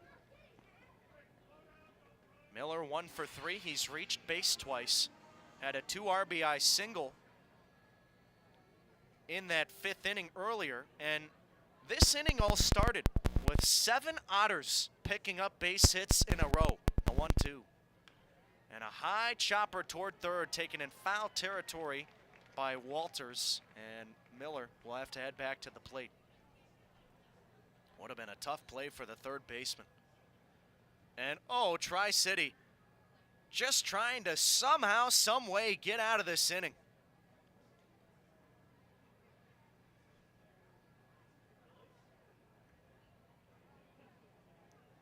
Vargas, 9 runs, all earned, 11 hits, 3 walks and 2 Ks. He had 92 pitches, 52 strikes, and this is going to be a performance that he would like to forget. And the same goes for Steffens. Now the 1-2 to Miller. And it's a fastball that misses upstairs. The deuces are wild. This inning has gone on for an eternity. Boy, now I wish I kept track of when this frame started. Here's the 2-2. And it's swung on, hit to the right side, out of play, foul. So Miller, fighting with 2 strikes, will have another 2-2 count. And this is pitch number 8 of the battle with Steffens. 14-2, Otters lead it. They have scored an additional 5 off Steffens, who came out of the bullpen to relieve Vargas. Here's the 2-2, and it just misses off the outside corner. Good take by Miller. And props to our home plate umpire, Evan Kerr, for calling a fair game and not just saying strike 3. That is awesome. Now the payoff. Runner goes, and Miller hits a high fly ball towards right center, charging his hallmark, and it's the right fielder Olin to call him off.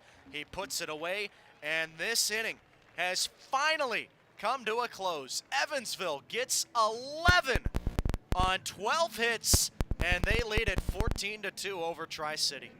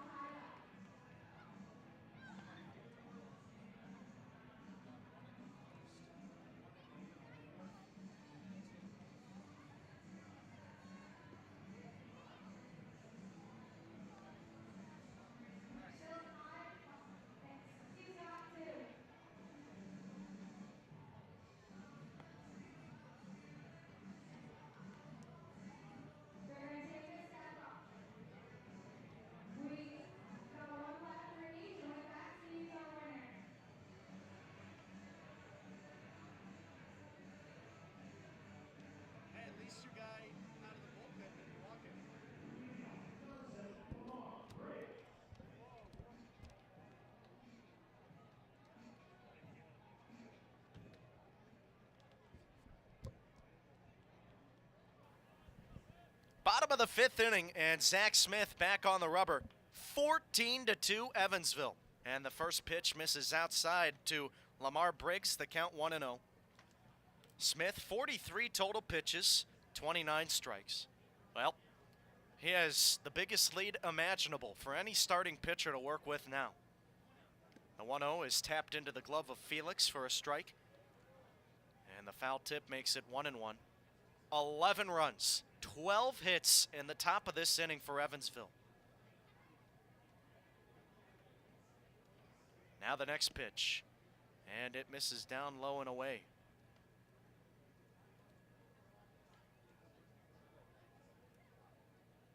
Smith has looked pretty good aside from a couple of blemishes.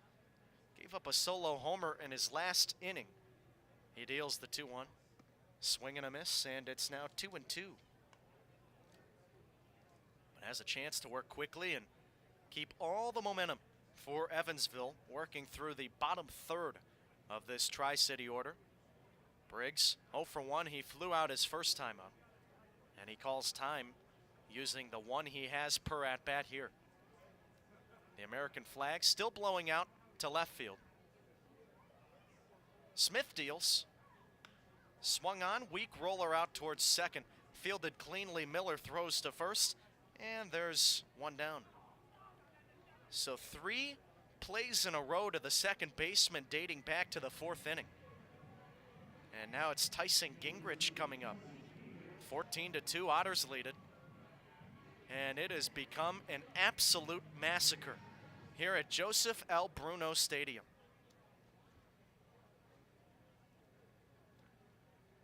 Here's the first pitch to Gingrich.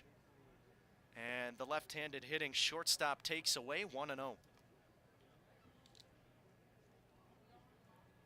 Gingrich, 1 for 1. He singled his last time up.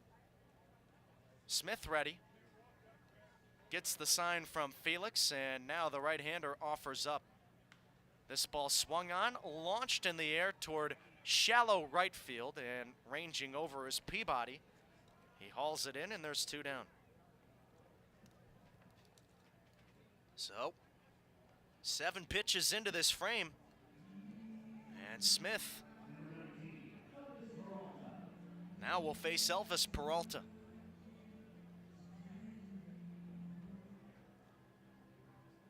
Now, this is really the first road game that we've seen Smith pitch really well in. He offers up, and Peralta takes low. This one will get past the catcher, Felix, and head back for the screen. I should add, this is the best that we've seen him since that Windy City game on opening night. That was also on the road. He deals. And it's slapped to the left side in foul territory. Reyes giving chase. Long run. Can't get there. Takes a bounce and lands in the 10th row of seats. That'll be a souvenir. So now the count 1-1.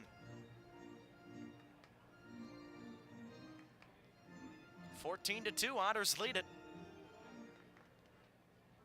Smith trying to follow up his good performance last week against Florence, went 7 innings. He has gone 6 2/3 once against Washington. He went 6 innings against Windy City. Now the next pitch on the outside corner, but called the ball, and it's 2-1.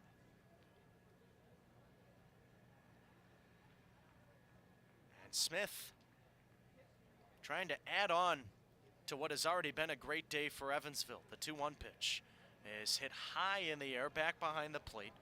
Chasing after it, Felix, but he'll quickly run out of room.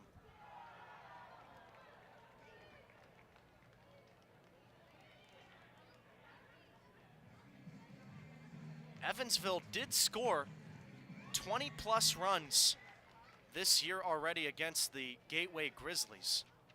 And they put up 21 at Sauget. Here's the 2-2 from Smith, and it misses low.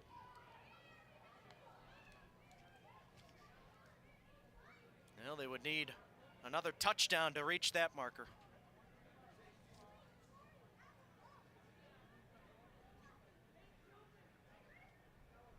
Smith ready, he deals.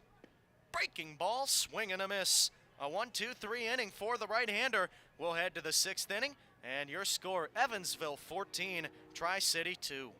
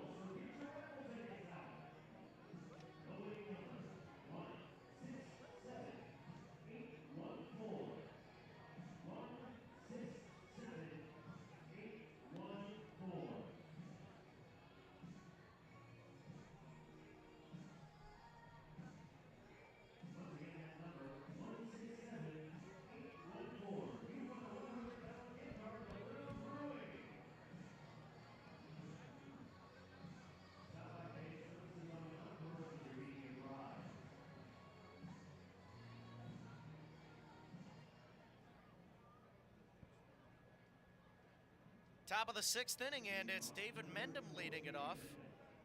And Mendham is currently 2 for 3 on the game. Here's the pitch, and it misses low off the arm of Max Steffens. Well, I cannot believe that Steffens is still out there. I guess they say, well, you know what? The score is what it is. Go eat some innings for us. Next pitch to Mendham on the outside corner, called the strike, and it's 1-1. 14-2. Evansville leads it. Now the next pitch home. And Mendham ropes it back to the screen foul. 1-2 now. Mendham, a .370 hitter coming into the game. It's hot outside, and the Evansville Bats have been hot here tonight. Including Mendham. His last at-bat, he belted a 2-run shot over the right center wall.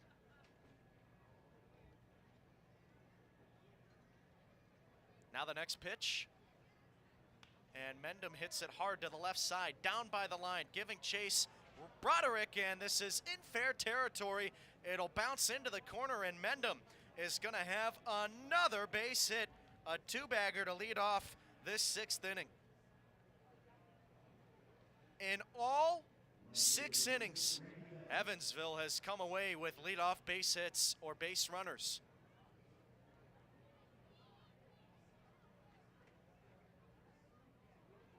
And this has been something else from Evansville. Now at 18 hits, and here's Randy Bednar at the plate. A 1-2 count, and Mendham still finds a way. Bednar goes after the first pitch, ropes one into left field, base hit, holding up at third. Mendham, and are we gonna have another big inning? Back-to-back base hits, and they are just leaving Steffens out there to dry. Thinking that he's a wet t-shirt or something.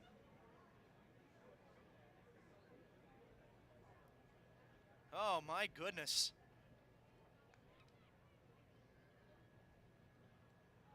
So now at the plate, Pavin Parks. Parks 2 for 4. He is 6 for 12 in this series. And the first pitch to him. A breaking ball that misses outside, 1-0. Bednar picking up his first base hit. He has reached in 4 out of 5 plate appearances. 2 hit by pitches and a walk earlier before that last knock. Now the 1-0. And it's tapped at the plate, foul. 1-1 now to Parks. So every man in the starting 9 for Evansville has picked up at least 1 base hit so far.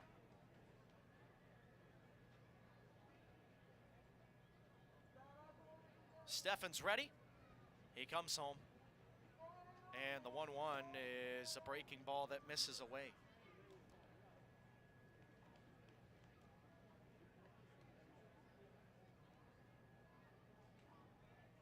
How about the season that Pavin Parks has been putting together for Evansville? Came to the squad before the last series against Florence, and he has really done a great job. The 2-1. And it misses outside. 3-1 the count now. Well, to go along with the everybody in the lineup having at least 1 base hit, 7 out of 9 Otters already with multi-hit performances today. Steffens deals, and Parks gets into this one, hits it out toward right field. Not deep enough, though. Oland making the catch, and not tagging for home is Mendham. I'll tell you what, that is good sportsmanship, and he gets the fist bump there from Andy McCauley.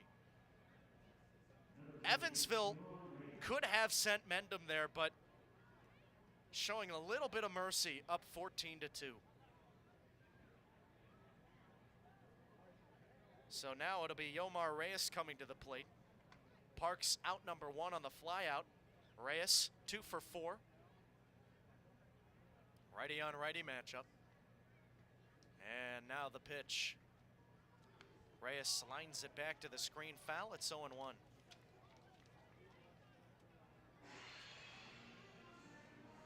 Omar has had a nice game today as well.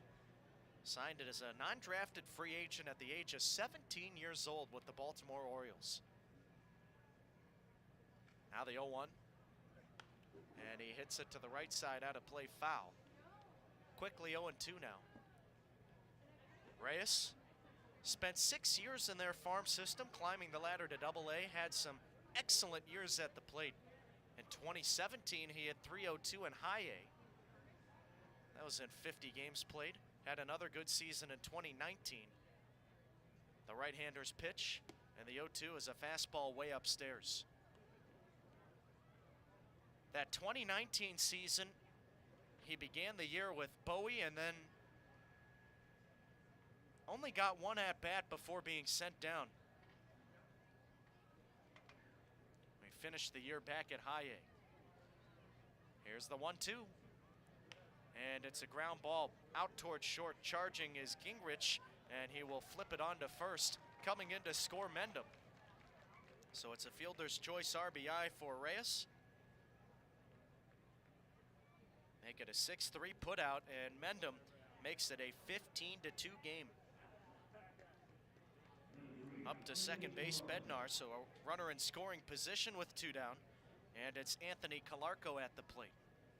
Well, at one point, Reyes was the number 4 prospect in the entire farm system of the Orioles. First pitch, and Calarco takes a strike, 0-1. He was an excellent player for Baltimore. It just never quite panned out for him. But that's okay.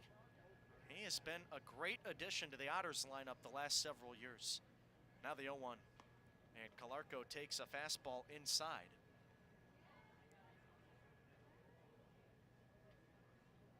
So the count now 1-1 to him. 15-2, Otters lead it. And now the pitch. It's grounded back up the middle, deep in the hole towards second. Peralta fields, and the 180 turn to first, the throw in time, and that will retire the side. So Evansville plates another on the fielder's choice RBI from Yomar Reyes. Your score, the Otters 15, the ValleyCats 2 on Flow Sports and the Otters Digital Network.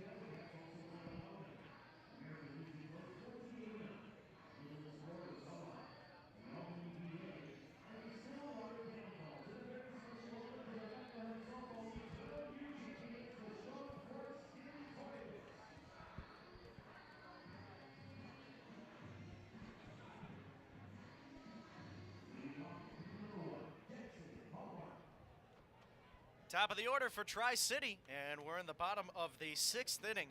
It is 15-2 Otters. First pitch from Zach Smith on the outside, Black, a called strike, and it's 0-1. 56 total tosses for the right-hander, 37 strikes. He has worked efficiently. That has been the key to his success. Here's a ground ball back up the middle, over the mound toward the second base bag. Parks fields cleanly, throw to first in time, and there's one down. Well, case in point. picks up a 2-pitch out. And Evansville has been firing on all cylinders here tonight. Series finale with Tri-City, and unless something catastrophic happens, Evansville will walk away with their first road series win in 2024. Here's the first pitch to Dylan Broderick, and it's a breaking ball in the outside corner, called a strike. Smith, a 4-seam fastball, 2-seam fastball, cutter, slider, change. Here's the pitch, and it misses low. So the count even at 1-1 to Broderick. Smith gave up a solo homer to Alec Oland in the 4th inning, and then a fielder's choice RBI on a double play in the 1st. Other than that, he's been lights out. The 1-1 grounded back up the middle, and this will get through into center field for a base hit. So it's a 1-out base runner. And that ends the 7-in-a-row retired streak that Smith was working on. Here's Alec Oland. Oland plating both runs today. He grounded into that 5-4-3 double play, but again, it also came with an RBI, and he had that homer his last time up. So aside from him, there's been zilch offensively for Tri-City. 15-2 Evansville. And now the pitch from Smith. Fastball misses away.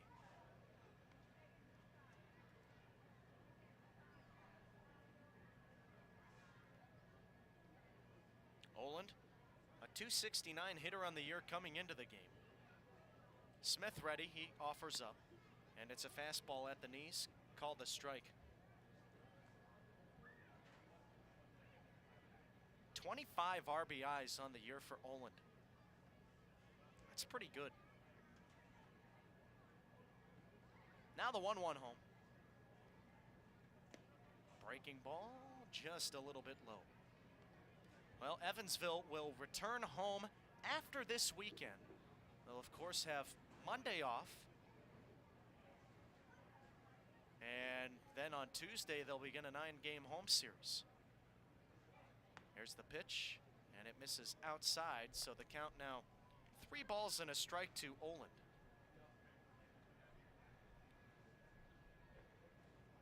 Now the Otters look to perform well against a tough Schaumburg team upon returning home. Now the next pitch is hit out toward right field. Should be a can of corn for Peabody out there, and he's under it, makes the grab, and now there is 2 down. So much history at Bosse Field. And back in the day, the quote-unquote Friends of Bosse, which include Ed Noddle, Paul Grease, Jim Brownlee, and that's it. That trio helped raise hundreds of thousands of dollars to preserve Bosse. That was in the 80s. Here's the first pitch to Oscar Campos, and he grounds one through the left side, splitting the 5-6 hole. And that's the second base hit here this inning. Broderick up to second and Campos on first. 2 outs in the inning now for Ian Walters, 15-2 Evansville. Bottom of the 6th inning, and Smith trying to get out of the woods here. During that 80s decade, Bosse was, well, not in good shape. And Brownlee, who was the former coach of the Evansville Aces, who just made it to the Super Regionals against Tennessee, was adamant about getting a new look for the field because that's where the Aces used to play at Bosse. First pitch, a breaking ball in there to Walters, and the count 0-1. So the Friends of Bosse, again, Ed Noddle, Paul Grease, and Jim Brownlee raising tons and tons of money. And they got that field into top shape. Smith steps off the rubber.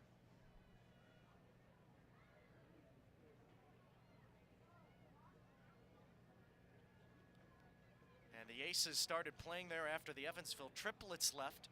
That was the old AAA affiliate of the Detroit Tigers. Here's the pitch, and it's a ground ball back up the middle. This is past Parks behind second. And it's into center, a base hit. Scoring is Broderick. And that makes it a 15-3 game. Third base hit here in the inning, allowed by Smith, and 2 with 2 outs. So now coming to the plate, Ryan Cash.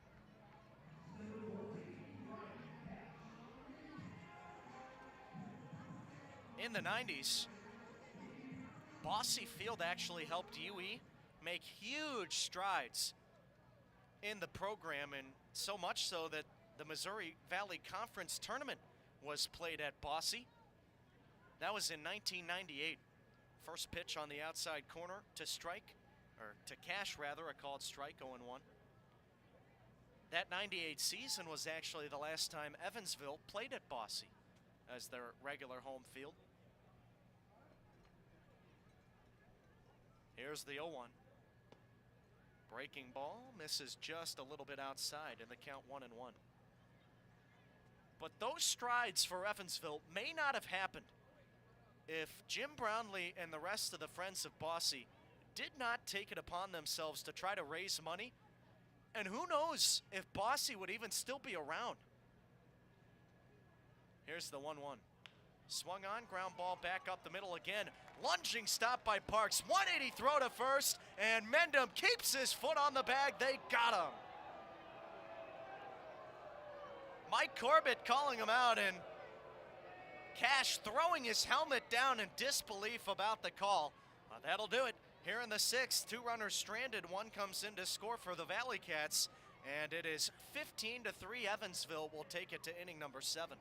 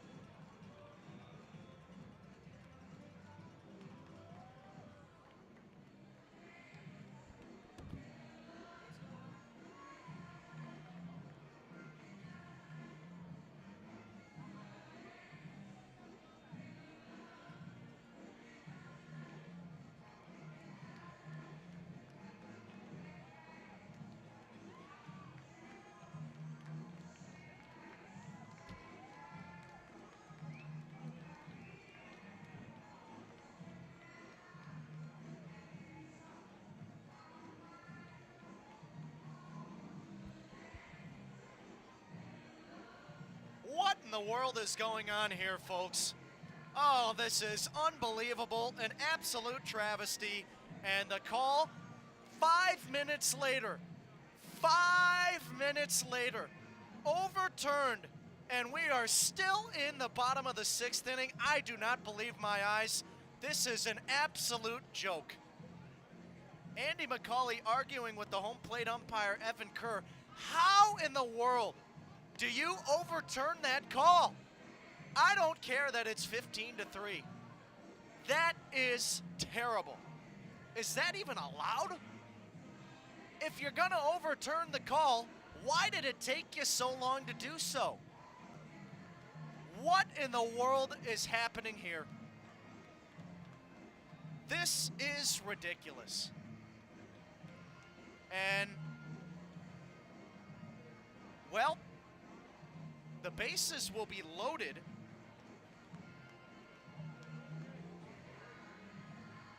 Oh, wait a minute. Were we given bad information? We were told that the call was overturned at first to end the 6th inning. If that's the case, why are the bases loaded? And, oh no, that would make sense. So yeah, the call was overturned. I am so confused and so lost because why in the world is Evansville back on the field? I've never seen this before. Why did it take the umpires 5 minutes to overturn the call? So Zach Smith, for some unknown reason, well, we know the reason, but for some bizarre reason, back on the rubber, and Justin Felix heading out toward the mound, and I'm at a loss. I don't know what to say. What in the world just happened? I have never seen that.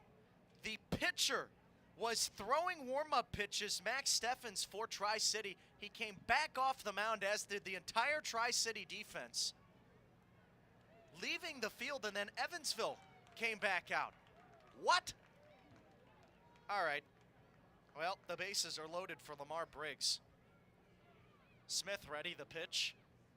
And it's swung on, hit towards second. Diving play by Miller. Flip to the second base bag. Parks there to receive it, and they're able to get the force. What a play by the second baseman. So it took one extra pitch for the most ridiculous reason you will ever see a defense have to come back out onto the field. And now, I guess the side is officially retired. Who knows, maybe the umpires will overturn that one as well. So we'll head to the 7th, 15-3 Evansville.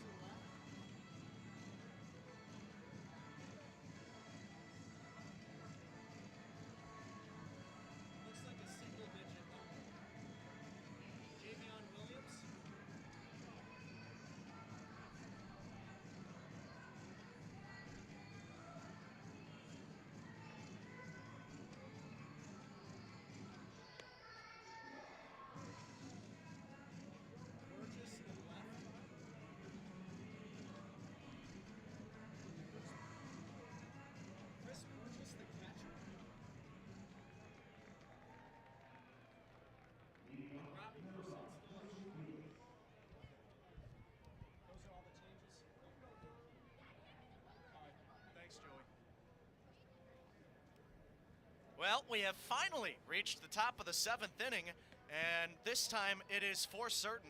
First pitch misses downstairs to the catcher, Justin Felix, and it's 1-0.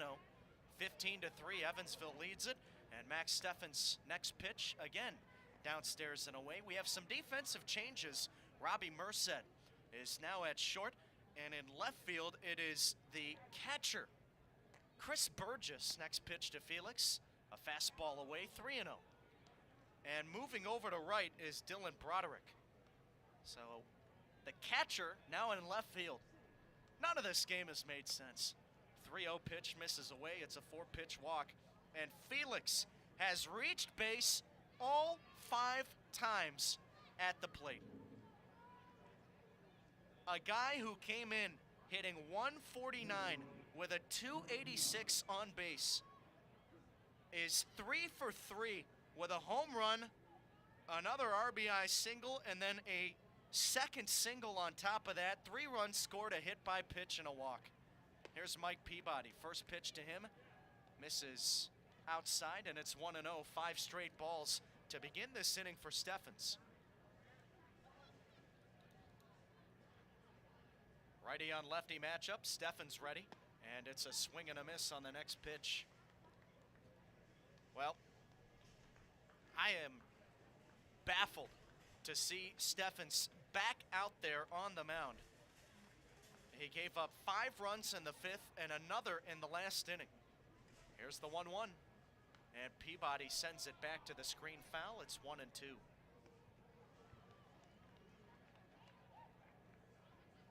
So I guess Greg Taggart's saying, you know what, I don't want to waste another arm. We have to go up to Canada for this weekend series to play Three Rivers. Let's just take our loss for this game and move on. That's the best that I can come up with. The right-hander ready. He deals the 1-2. And it's a fastball that misses high and inside to Peabody. Evens the count. 15-3. Evansville leads it. And the difference in this one, an 11-run 5th inning. Here's the next pitch. Swing and a miss. Well, based on the reaction of Peabody, wasn't actually sure if he might have tipped that and it was perhaps off the glove of Campos, landing right in front of him for a foul tip, but no, it was a strikeout.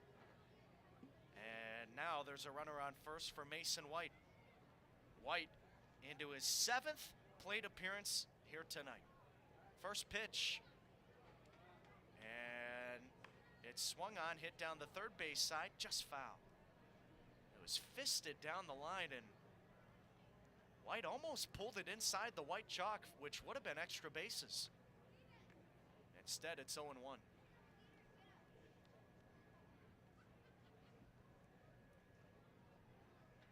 So needless to say, this has been a fun one if you're an Otters fan. And now they'll try to take this into the weekend series against Sussex. Next pitch to White, a breaking ball. Nice pitch from Steffens, called strike 2. And again, Sussex, we talked about it in the pregame show, not really performing well right now. In fact, they've lost their last 7 games. Here's a fastball high to White, and the count 1-2. Sussex tied at 2 right now with Three Rivers, and that game is in the top of the 7th. I'll get to some other scores in just a moment. First, the 1-2 delivery. And White takes a breaking ball low, and the count even at 2-2. Schaumburg besting Lake Erie. They avoid getting swept at home, and they were able to take down that game 11-9. New York and Ottawa battling it out north of the border. That one in the top of the 4th, 1-0 Boulders. Also Joliet and New England knotted at 4 in the top of the 9th inning. That one taking place just outside of Boston. Here's the 2-2 pitch. And White hits it to the left side, foul. And this one will scurry out of place, so we'll try it again. Also on the slate today, Florence and Windy City battling it out in Kentucky. That's an 8-5 game in favor of the Yawls. We already talked about the Sussex game. Quebec scoreless with New Jersey. That's in the bottom of the 6th. Also in Canada. Now the next 2-2 pitch. And White gets after this one. Hits a high fly ball towards center. And camping under it is Hallmark. He makes the catch, and there's now 2 outs. So after the leadoff walk, Felix still stays at the bag at first. Here's Glenn Miller. Our final game, Washington with a 1-0 lead in the top of the 5th inning against Gateway. It's been a pretty low-scoring series so far in Sauget. And that's a big series between two top teams in the West Division. Here's the pitch to Miller. And Miller takes a strike, 0-1.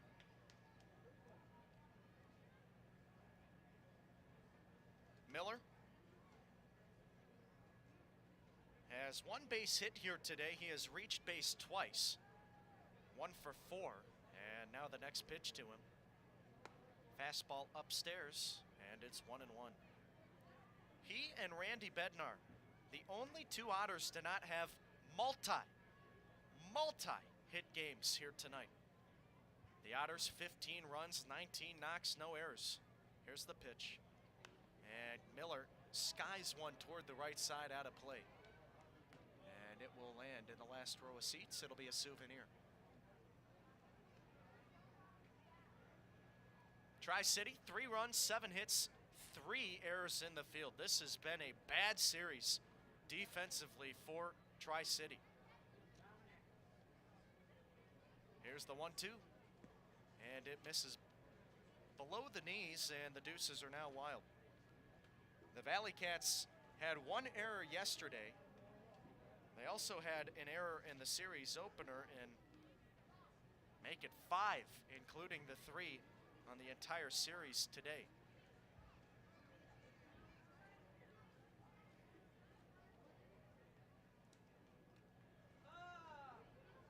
Steffens gets the sign, and he deals the 2-2 to Miller.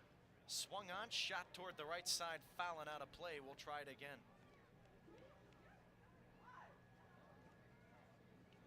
Now defensively on the year, Tri-City pretty good overall, fielding percentage-wise, 974. Here's the 2-2, and Miller puts a charge into this one out towards left center, taking a few steps back, Hallmark, and he will make the catch and retire the side. One stranded on the leadoff walk from Justin Felix. Evansville 15 and Tri-City 3. It's stretch time here at the Joe.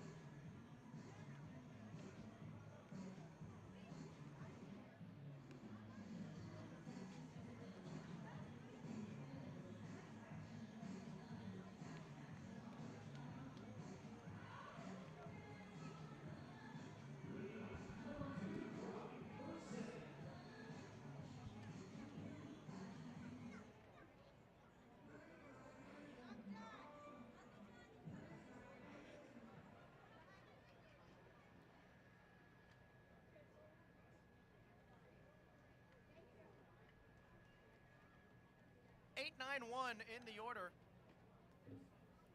8-9-1 in the order for Tri-City, and the first pitch misses downstairs to Robbie Merced, and the count is 1-0. Zach Smith back on the rubber.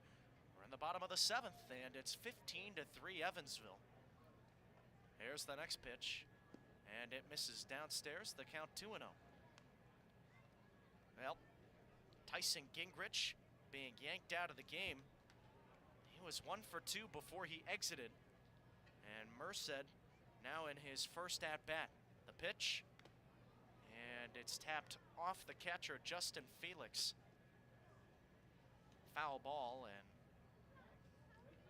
yesterday, Merced played, and he went 0 for 4, 2 strikeouts. He also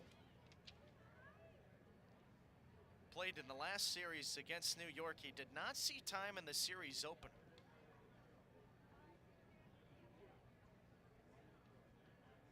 So we'll see what he has to offer. He was plugged in as a defensive replacement last inning. Here's the 2-1, and it's at the knees. It just misses the zone. Smith's pitch count starting to climb a little bit higher now, but for being in the 7th inning, still not too high. Here's the pitch, and it's a check swing. He went around, and the count now full to Merced.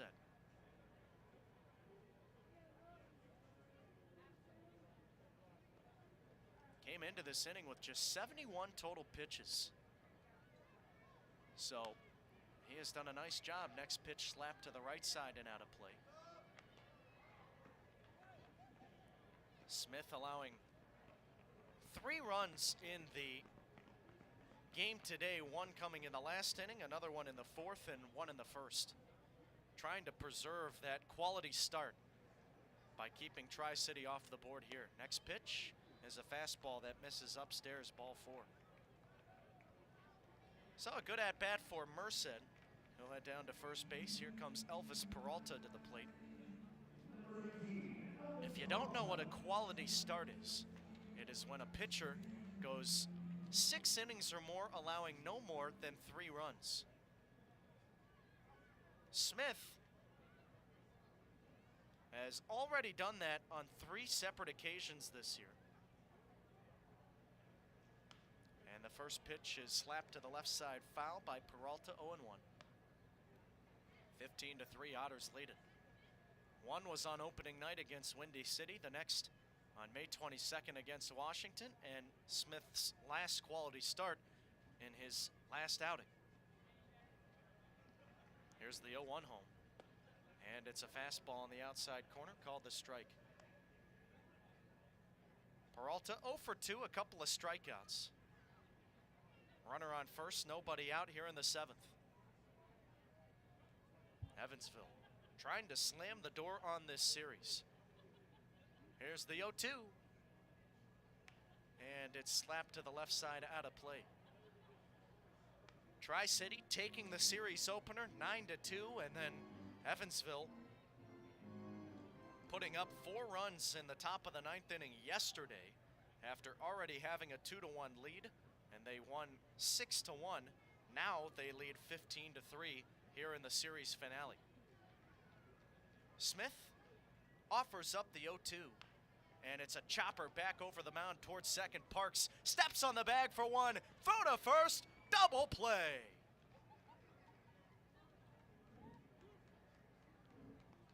How about that? Pavin Parks can do it all. And he gets the 6-3 unassisted twin killing. And just like that, the leadoff base runner gone, and the lineup will turn over for Jackson Hallmark. 15-3 Otters. And Hallmark 1 for 3. A strikeout, a single, and a run scored. Smith ready.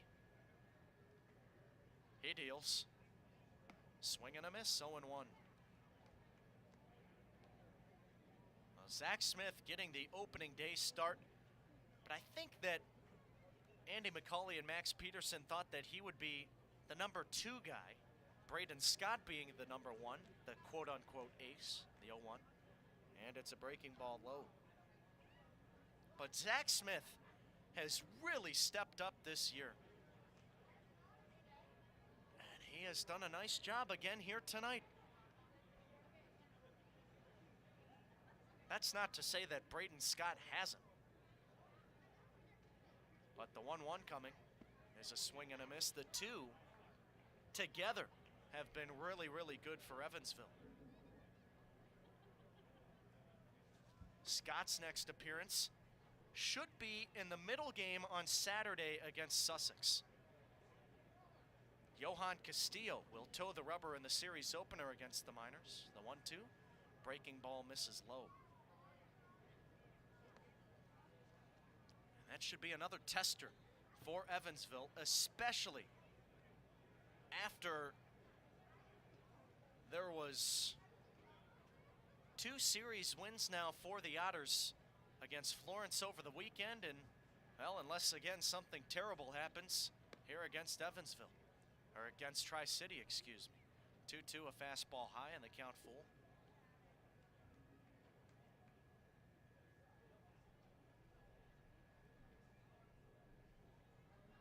Smith leans in, gets the sign. Here's the payoff. Breaking ball back to the mound, fielded by Smith. He'll run it over, throws it overhand to Mendham. Bit of a high throw, but Mendham able to handle it. So a leadoff walk for Smith allowed, but then he rolls a 6-3 double play and polishes off this inning, facing just 3 against Tri-City. Evansville with a 15-3 lead. We're heading to inning number 8 on Flow Sports and the Otters Digital Network.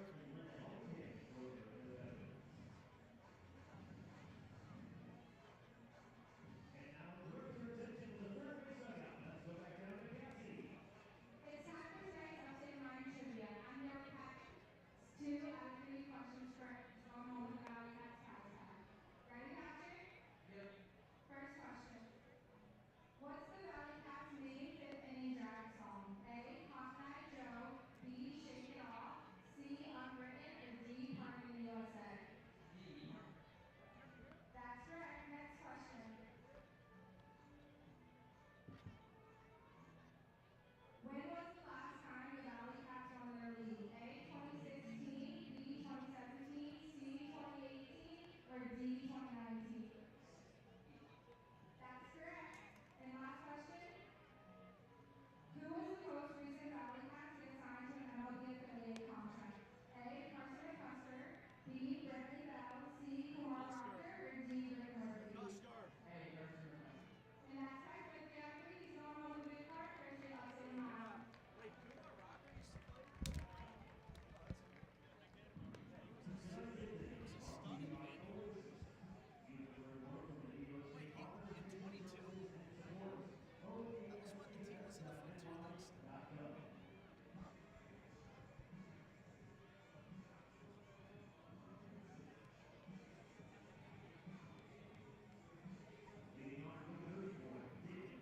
David Mendham leads it off, top of the 8th inning for Evansville. They lead at 15-3 over Tri-City. And the first pitch is a breaking ball that misses high and outside off the arm of Max Steffens, and the count 1-0. Well, Steffens took over in the 5th inning. He has given up 6 runs out of the bullpen. Here's the next pitch. And Mendham crushes this one off to first, and it's off the glove of Cash. And the throw to first thrown back to home plate, as I don't think either the second baseman Peralta or the pitcher Steffens was expecting that ball to go off of the glove. So what do you mark that down as? A base hit or an error?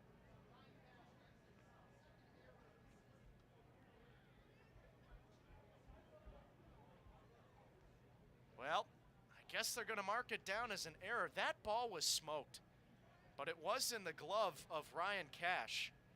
So, tough one there. Nevertheless, Mendham on first. Here's Randy Bednar, and the first pitch to him misses the zone 1-0. Well, I have mentioned many a times, Adam Cohen, the voice of the ValleyCats, and I, good buddies, graduated college together. Here's the 1-0. And it misses outside to Bednar, 2-0. We had the chance to go to Cooperstown yesterday and go check out the Hall of Fame, and that was a new experience for me. Wow, what a town that is. It was incredible. Here's the 2-0. And it's hit to the right side, foul. This will get out of play. And it lands in the middle section of the seats and will bounce onto the concourse. 2-1 to Randy. You cannot do Cooperstown justice by just spending a few hours there, which is what Adam and I did. I'll have to go back and visit more of the city because it is absolutely magnificent. The 2-1 is sent foul to the right side again. So now the count even to Bednar.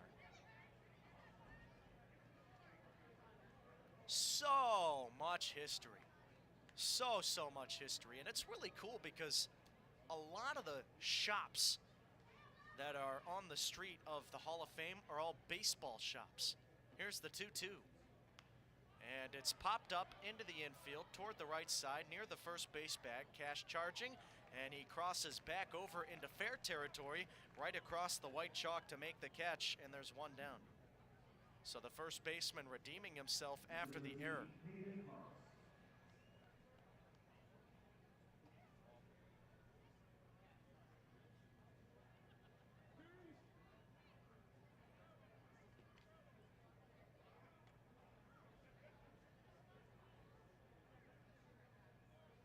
So now at the plate, it's Pavin Parks.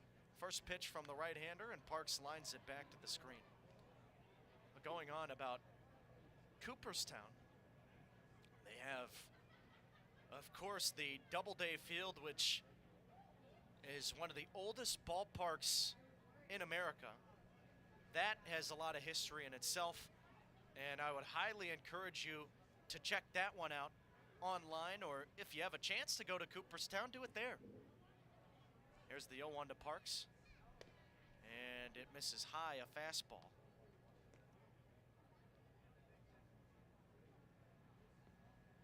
But Abner Doubleday, who used to be a military man, created the rules of baseball, and so the field was named after him. Now the 1-1, swing and a miss, 1-2, and just a really cool experience. They also had a wax museum.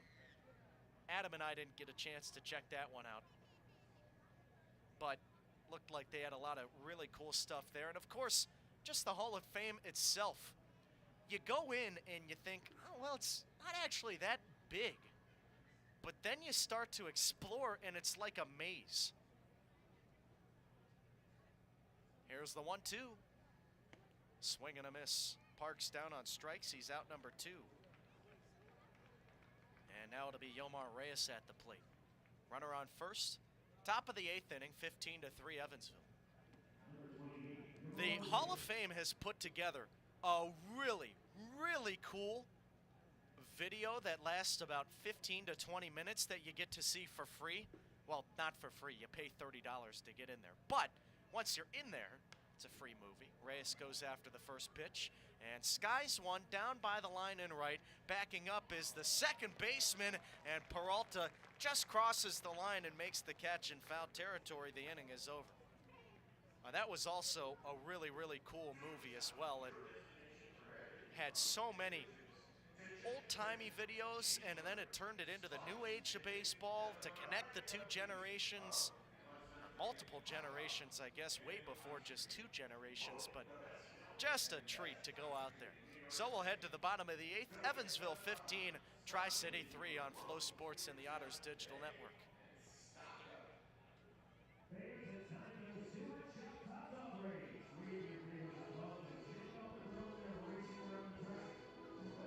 You think that's an error? I think that's an error. For Mendham? Do you think that's a base hit?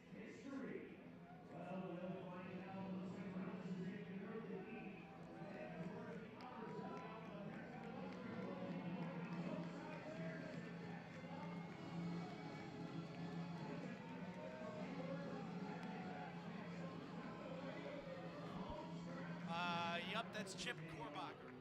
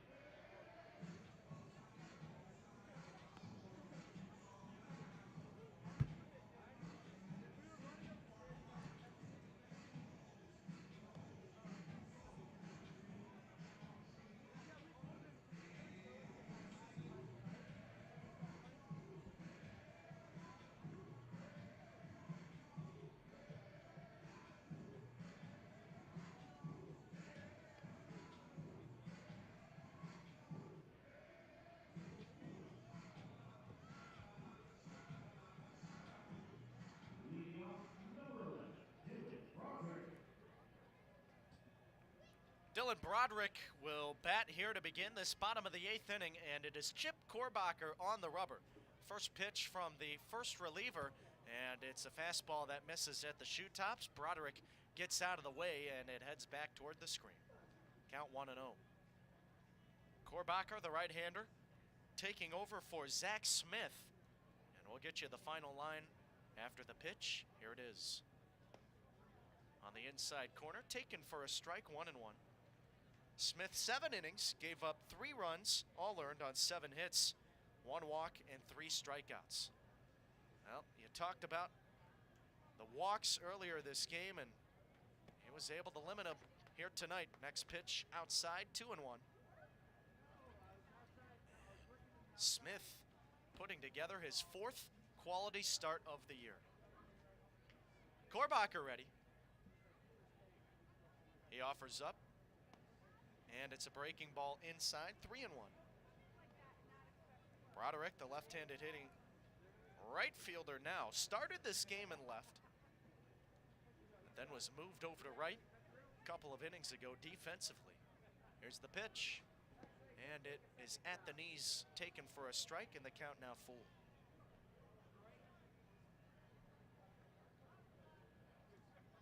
Broderick 2 for 2, but he had a home run robbed in the 3rd inning from him. The payoff, and it's a swing back to the screen, foul. We'll try it again at full. So it was a great play by Mike Peabody out there in right field. Stealing that home run away would have been his 2nd of the year. Now the payoff. And it's hit foul back over the plate.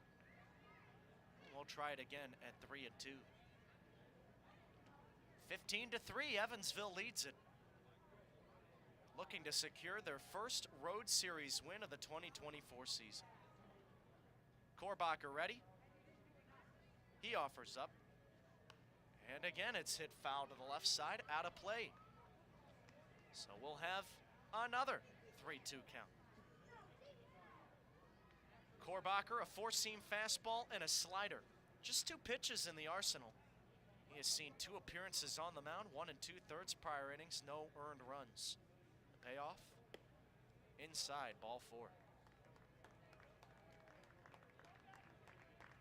So Broderick will head down to first base. He's a leadoff base runner here in the bottom of the 8th inning.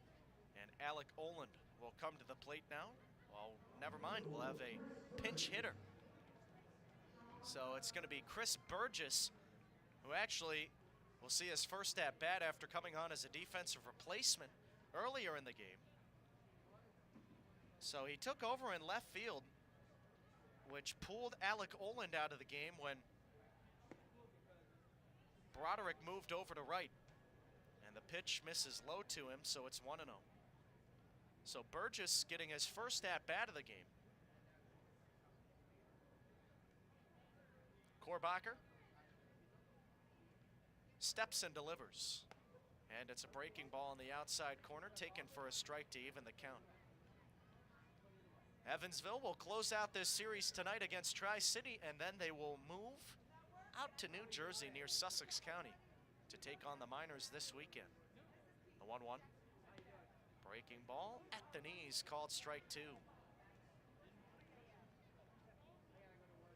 Keep in mind, this is the only East Coast road trip of the year for Evansville.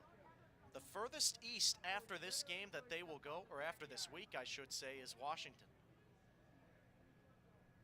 Now the 1-2 pitch, and it's a breaking ball, slap back to the screen, foul. We'll try it again. With the different scheduling that we have seen this year, it has just made for a different league. Evansville will play New England and New Jersey as the East Coast teams at Boise, but just 2 series apiece at home and on the road that every team in the Frontier League will see cross-divisionally. Here's the 1-2. Swing and a miss. Burgess down on strikes. He's out number 1. And now it'll be Oscar Campos coming to the plate. Campos 1 for 3. He singled his last time up, able to extend his hit streak to 6 games with that base hit. Righty on righty matchup, and the pitch home is an inside fastball taken for a strike, 0-1. Korbacher finished his final year of collegiate ball this spring and went to an NAIA World Series, the University of the Cumberlands. The 0-1 is sent foul to the right side. This will get out of play and land on the concourse. And it's quickly 0-2 now to Campos. Korbacher in his graduate season boasted a .333 ERA with the Cumberlands. He also had the lowest whip on the team and was a third-team All-American. He deals, and the 0-2 taken just below the knees. So the count now 1-2.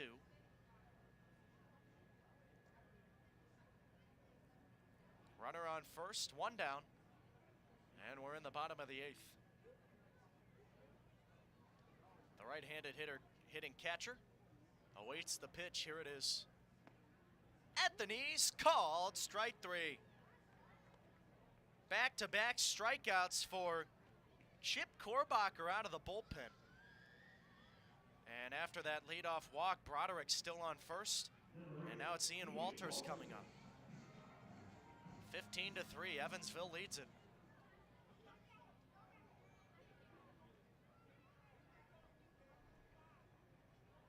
Korbacher ready, and the right-hander deals. Misses low, 1-0. Now talking about the College World Series, it will start up tomorrow, and a whole line of games on the schedule. One of my favorite times of the year. Here's the 1-0 pitch, and it's a fastball in, 2-0 now to Walters. So some games happening tomorrow. Well, rather just 2, not a whole slate, but North Carolina and Virginia, as well as Tennessee and Florida. Now the 2-0 home. Fastball high, 3-0. Saturday, it will be NC State and Kentucky playing, and unranked Florida, who somehow, some way, made it past the Super Regionals, will play Texas A&M. Here's the next pitch, and it's in there for a called strike, 3-1.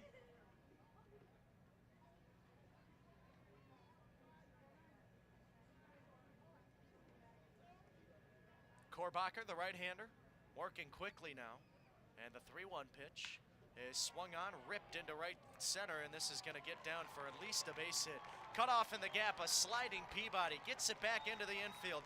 On his horse towards home, Broderick, and the throw will be taken into the infield. No throw to home as Miller holds on to it, and that is the first run all season that Chip Korbacher has surrendered. Came on a 2-out RBI double from Walters. That's his second hit today. And he picks up RBI 16 on the year. So now it'll be Ryan Cash coming to the plate. Cash 1 for 3, singled his last time up. So now it's 15-4. Evansville leads. Bottom of the 8th inning. Korbacher deals the first pitch. Swung on, lifted in the air to center. Fairly deep, but right there to make the play is White. And he puts it away. The inning is over. So, an RBI double from Walters. Plates Broderick, and Tri-City gets one back. 15-4, Evansville leads. We'll take it to the 9th.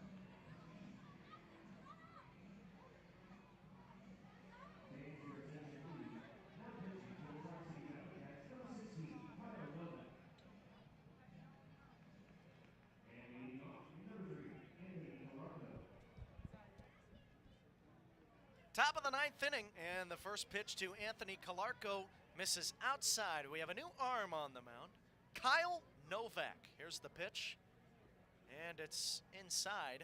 2-0 the count. Novak, a position player, and he played first base in the series opener. Next pitch on the inside corner, a called strike.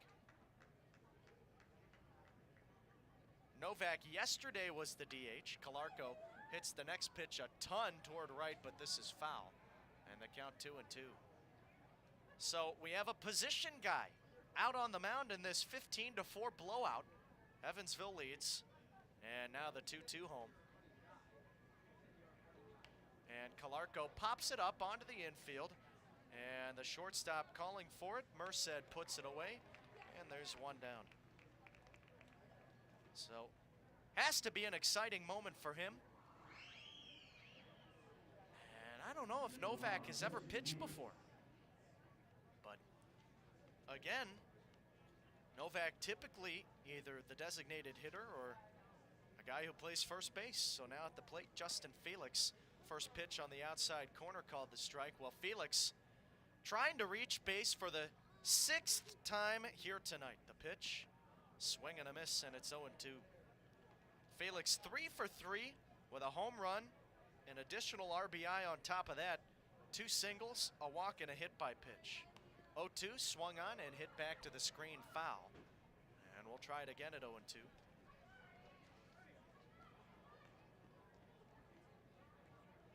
Novak, the right-hander, working quickly.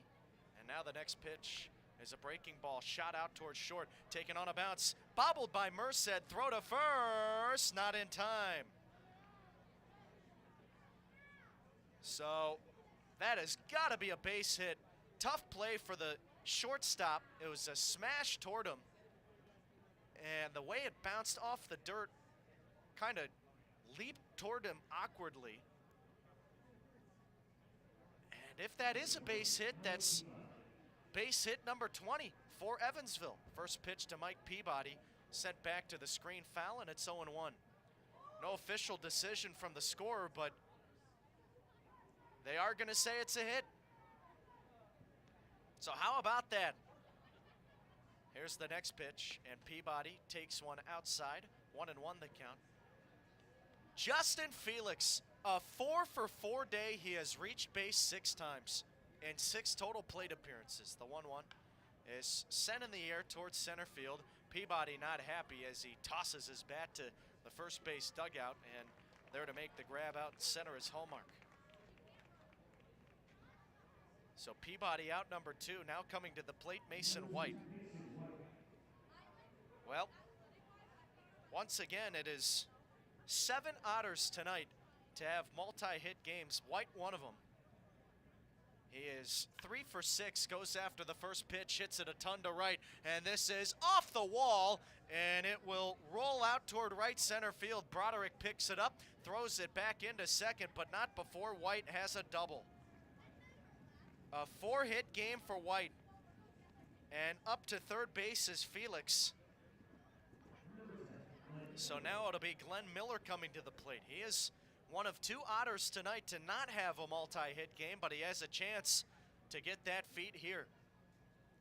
21 hits for Evansville as they lead at 15-4 over Tri-City. And the pitch from Novak in there, a called strike, 0-1.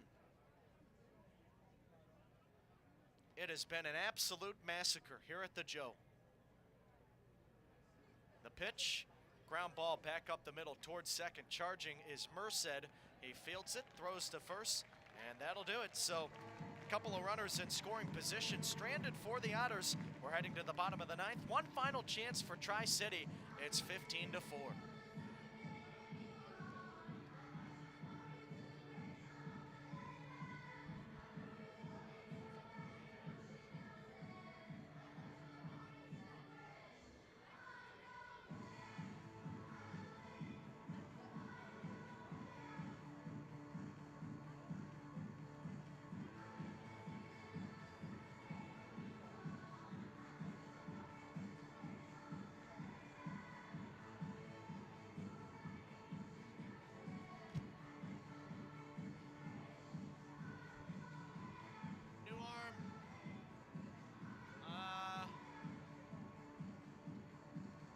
clue. Looks like it's...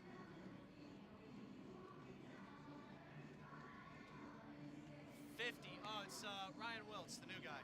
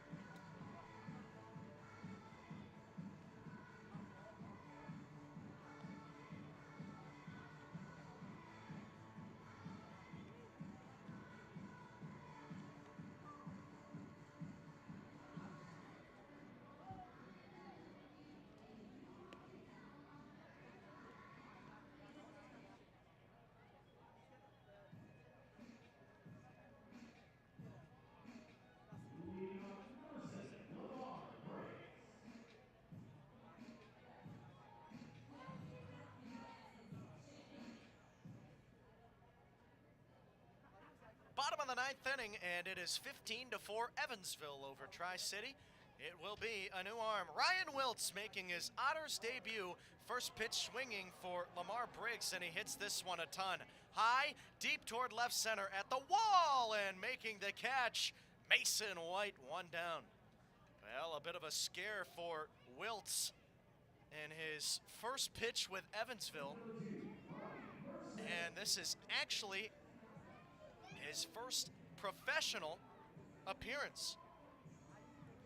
Wiltz coming from St. Mary's College, and it's one pitch, one out of the bullpen here in the bottom of the ninth. Now it's Robbie Merced at the plate. Right-hander deals, fastball in there, strike one. Chip Korbacher pitching in the eighth. He gave up one run, one hit, one walk, 2 Ks. Now the 0-1 home. Wiltz winds and fires, and it's a fastball on the outside corner, called strike 2. Well, this is a guy that was picked up before this series started, now getting his first chance, and the 0-2. And it misses down low. He almost gave up a home run on his first professional pitch. But Wiltz, coming off his final year of St. Mary's baseball and spent 3 seasons there. His last was his best. In the spring of 2024, he boasted a .260 ERA as the 1-2 misses outside. That was in 55 1/3 innings of work. He also struck out 62 batters in that span while only walking 20. He's ready, and the 2-2 home is a fastball called strike 3. First professional strikeout for Ryan Wiltz as he sets down Robbie Merced, and now Tri-City down to their final out. It will be Elvis Peralta. Check that. We'll have another pinch hitter. Demias Jimerson coming to the plate, representing the final out for this Tri-City roster. 15-4. Evansville leads it. Bottom of the ninth. And that ball getting tossed back to the dugout for Wiltz again. His first pro strikeout. Congratulations. Trying to work a 1-2-3 in his debut. Here's the pitch. And it's a breaking ball in there for a strike, 0-1.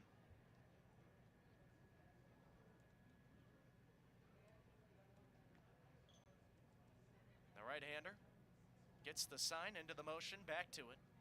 And the 0-1 misses high. So the count even at 1-1 for Jimerson. Here's the pitch. Swing and a miss, and Tri-City down to their final strike.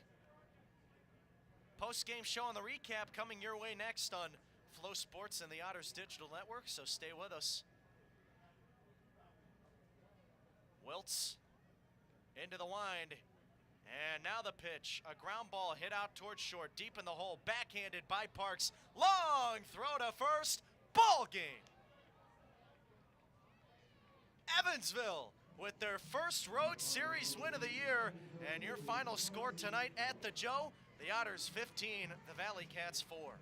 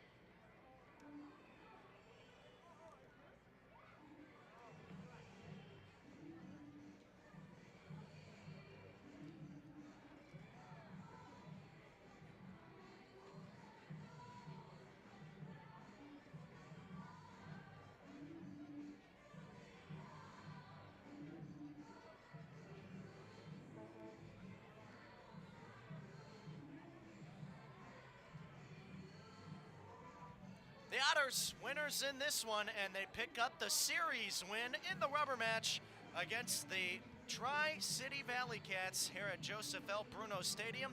Post-game show and recap coming your way via Kyle Chandler on Flow Sports and the Otters Digital Network. In the first inning, Evansville got on the board first, and it was a leadoff single from Mason White. After a failed pickoff attempt from John Vargas, White went from first to third and then scored on a wild pitch. Tri-City even the scoring in the bottom of the inning after a leadoff base hit from Jackson Hallmark. Two batters later, it was a 5-4-3 double play from Alec Oland, but it also came with an RBI to even the score. In the top of the fourth inning, Evansville took their final lead of the day. It was a solo home run from Justin Felix to lead off the inning. That made it 2-1. Later in the frame, after a two-out walk from Glenn Miller and an error from David Mendham, and then a walk from Randy Bednar, it was an RBI single from Paven Parks, which made it 3-1. Tri-City answered in the fourth with one run, a solo homer from Alec Oland to make it 3-2. But in the fifth frame, Evansville scored 11 runs on 12 hits to blow the game open and solidify their win tonight. It was a two-run homer from David Mendham in the frame, a 2 RBI single from Glenn Miller, an RBI base hit from Mason White, an RBI base hit from Justin Felix, an RBI double from Mike Peabody. Oh, there were a lot of hits, and another RBI single from Mason White, and also a fielder's choice RBI from Anthony Calarco, an RBI double from Mike Peabody again. And so the first 8 guys of the inning in the fifth all got at least a base hit. And Mendham, again with that two-run homer right after the pitching change, after Vargas had already allowed a plethora of runs to come in and score. We'll get to the pitcher's final lines in just a moment, but let's keep going through the recap. So after that 11-run inning, it was 14-2, and then Evansville got their final run in the sixth frame. The next inning, a leadoff base hit from David Mendham. It was a double, and then later in the inning, it was a fielder's choice RBI from Yomar Reyes, which scored him. Tri-City finalized the scoring in the bottom of the sixth. There was a one-out single from Dylan Broderick, and then two batters later, with 2 outs, Oscar Campos kept the inning alive. Then a base hit from Ian Walters and an RBI knock from Ryan Cash after that. And so it was a 15-3 finish, or rather I should say that Tri-City actually got one more run in the 8th inning. My apologies, I missed that one. A leadoff walk from Dylan Broderick, and then with 2 outs, it was a double from Ian Walters. But again, it was a 15-4 finish, and Evansville picking up their first road series win of the year. Final box score here at the Joe: Evansville 15 runs, 11 earned, 21 hits, no errors in the field, and the Otters had 12 left on base. For Tri-City, 4 runs all earned on 8 hits, 4 errors in the field, 2 left on base. Taking the win for his second win in back-to-back appearances, Zach Smith, he moves to 2-4 on the year, and the starter was dominant on the mound. 7 innings of work, 3 runs, 7 hits with a walk and 3 strikeouts. Chip Korbacher then came out of the bullpen and gave up a run on 1 hit and 1 walk with 2 Ks in the 8th. And Ryan Wiltz, in his professional debut, went 1-2-3 in the 9th, picking up 1 strikeout to slam the door on the ValleyCats. Taking the loss, John Vargas, he went 4 innings, pitched in the 5th, but did not record an out. 11 hits, 9 runs, and 8 of them were earned, 3 walks and 2 strikeouts. Then coming out of the bullpen, Max Steffens pitched in the next 4 innings, closing out that 5th and pitching all the way to the 9th. And Steffens allowed 6 runs, and 3 were earned on 8 hits with no walks and 2 strikeouts. Kyle Novak, the position player, ended up tossing a scoreless 9th inning, allowing 2 base hits. 7 Otters in the starting 9 had a multi-hit performance here tonight. The bats were fuego as they caught fire early on and never let up.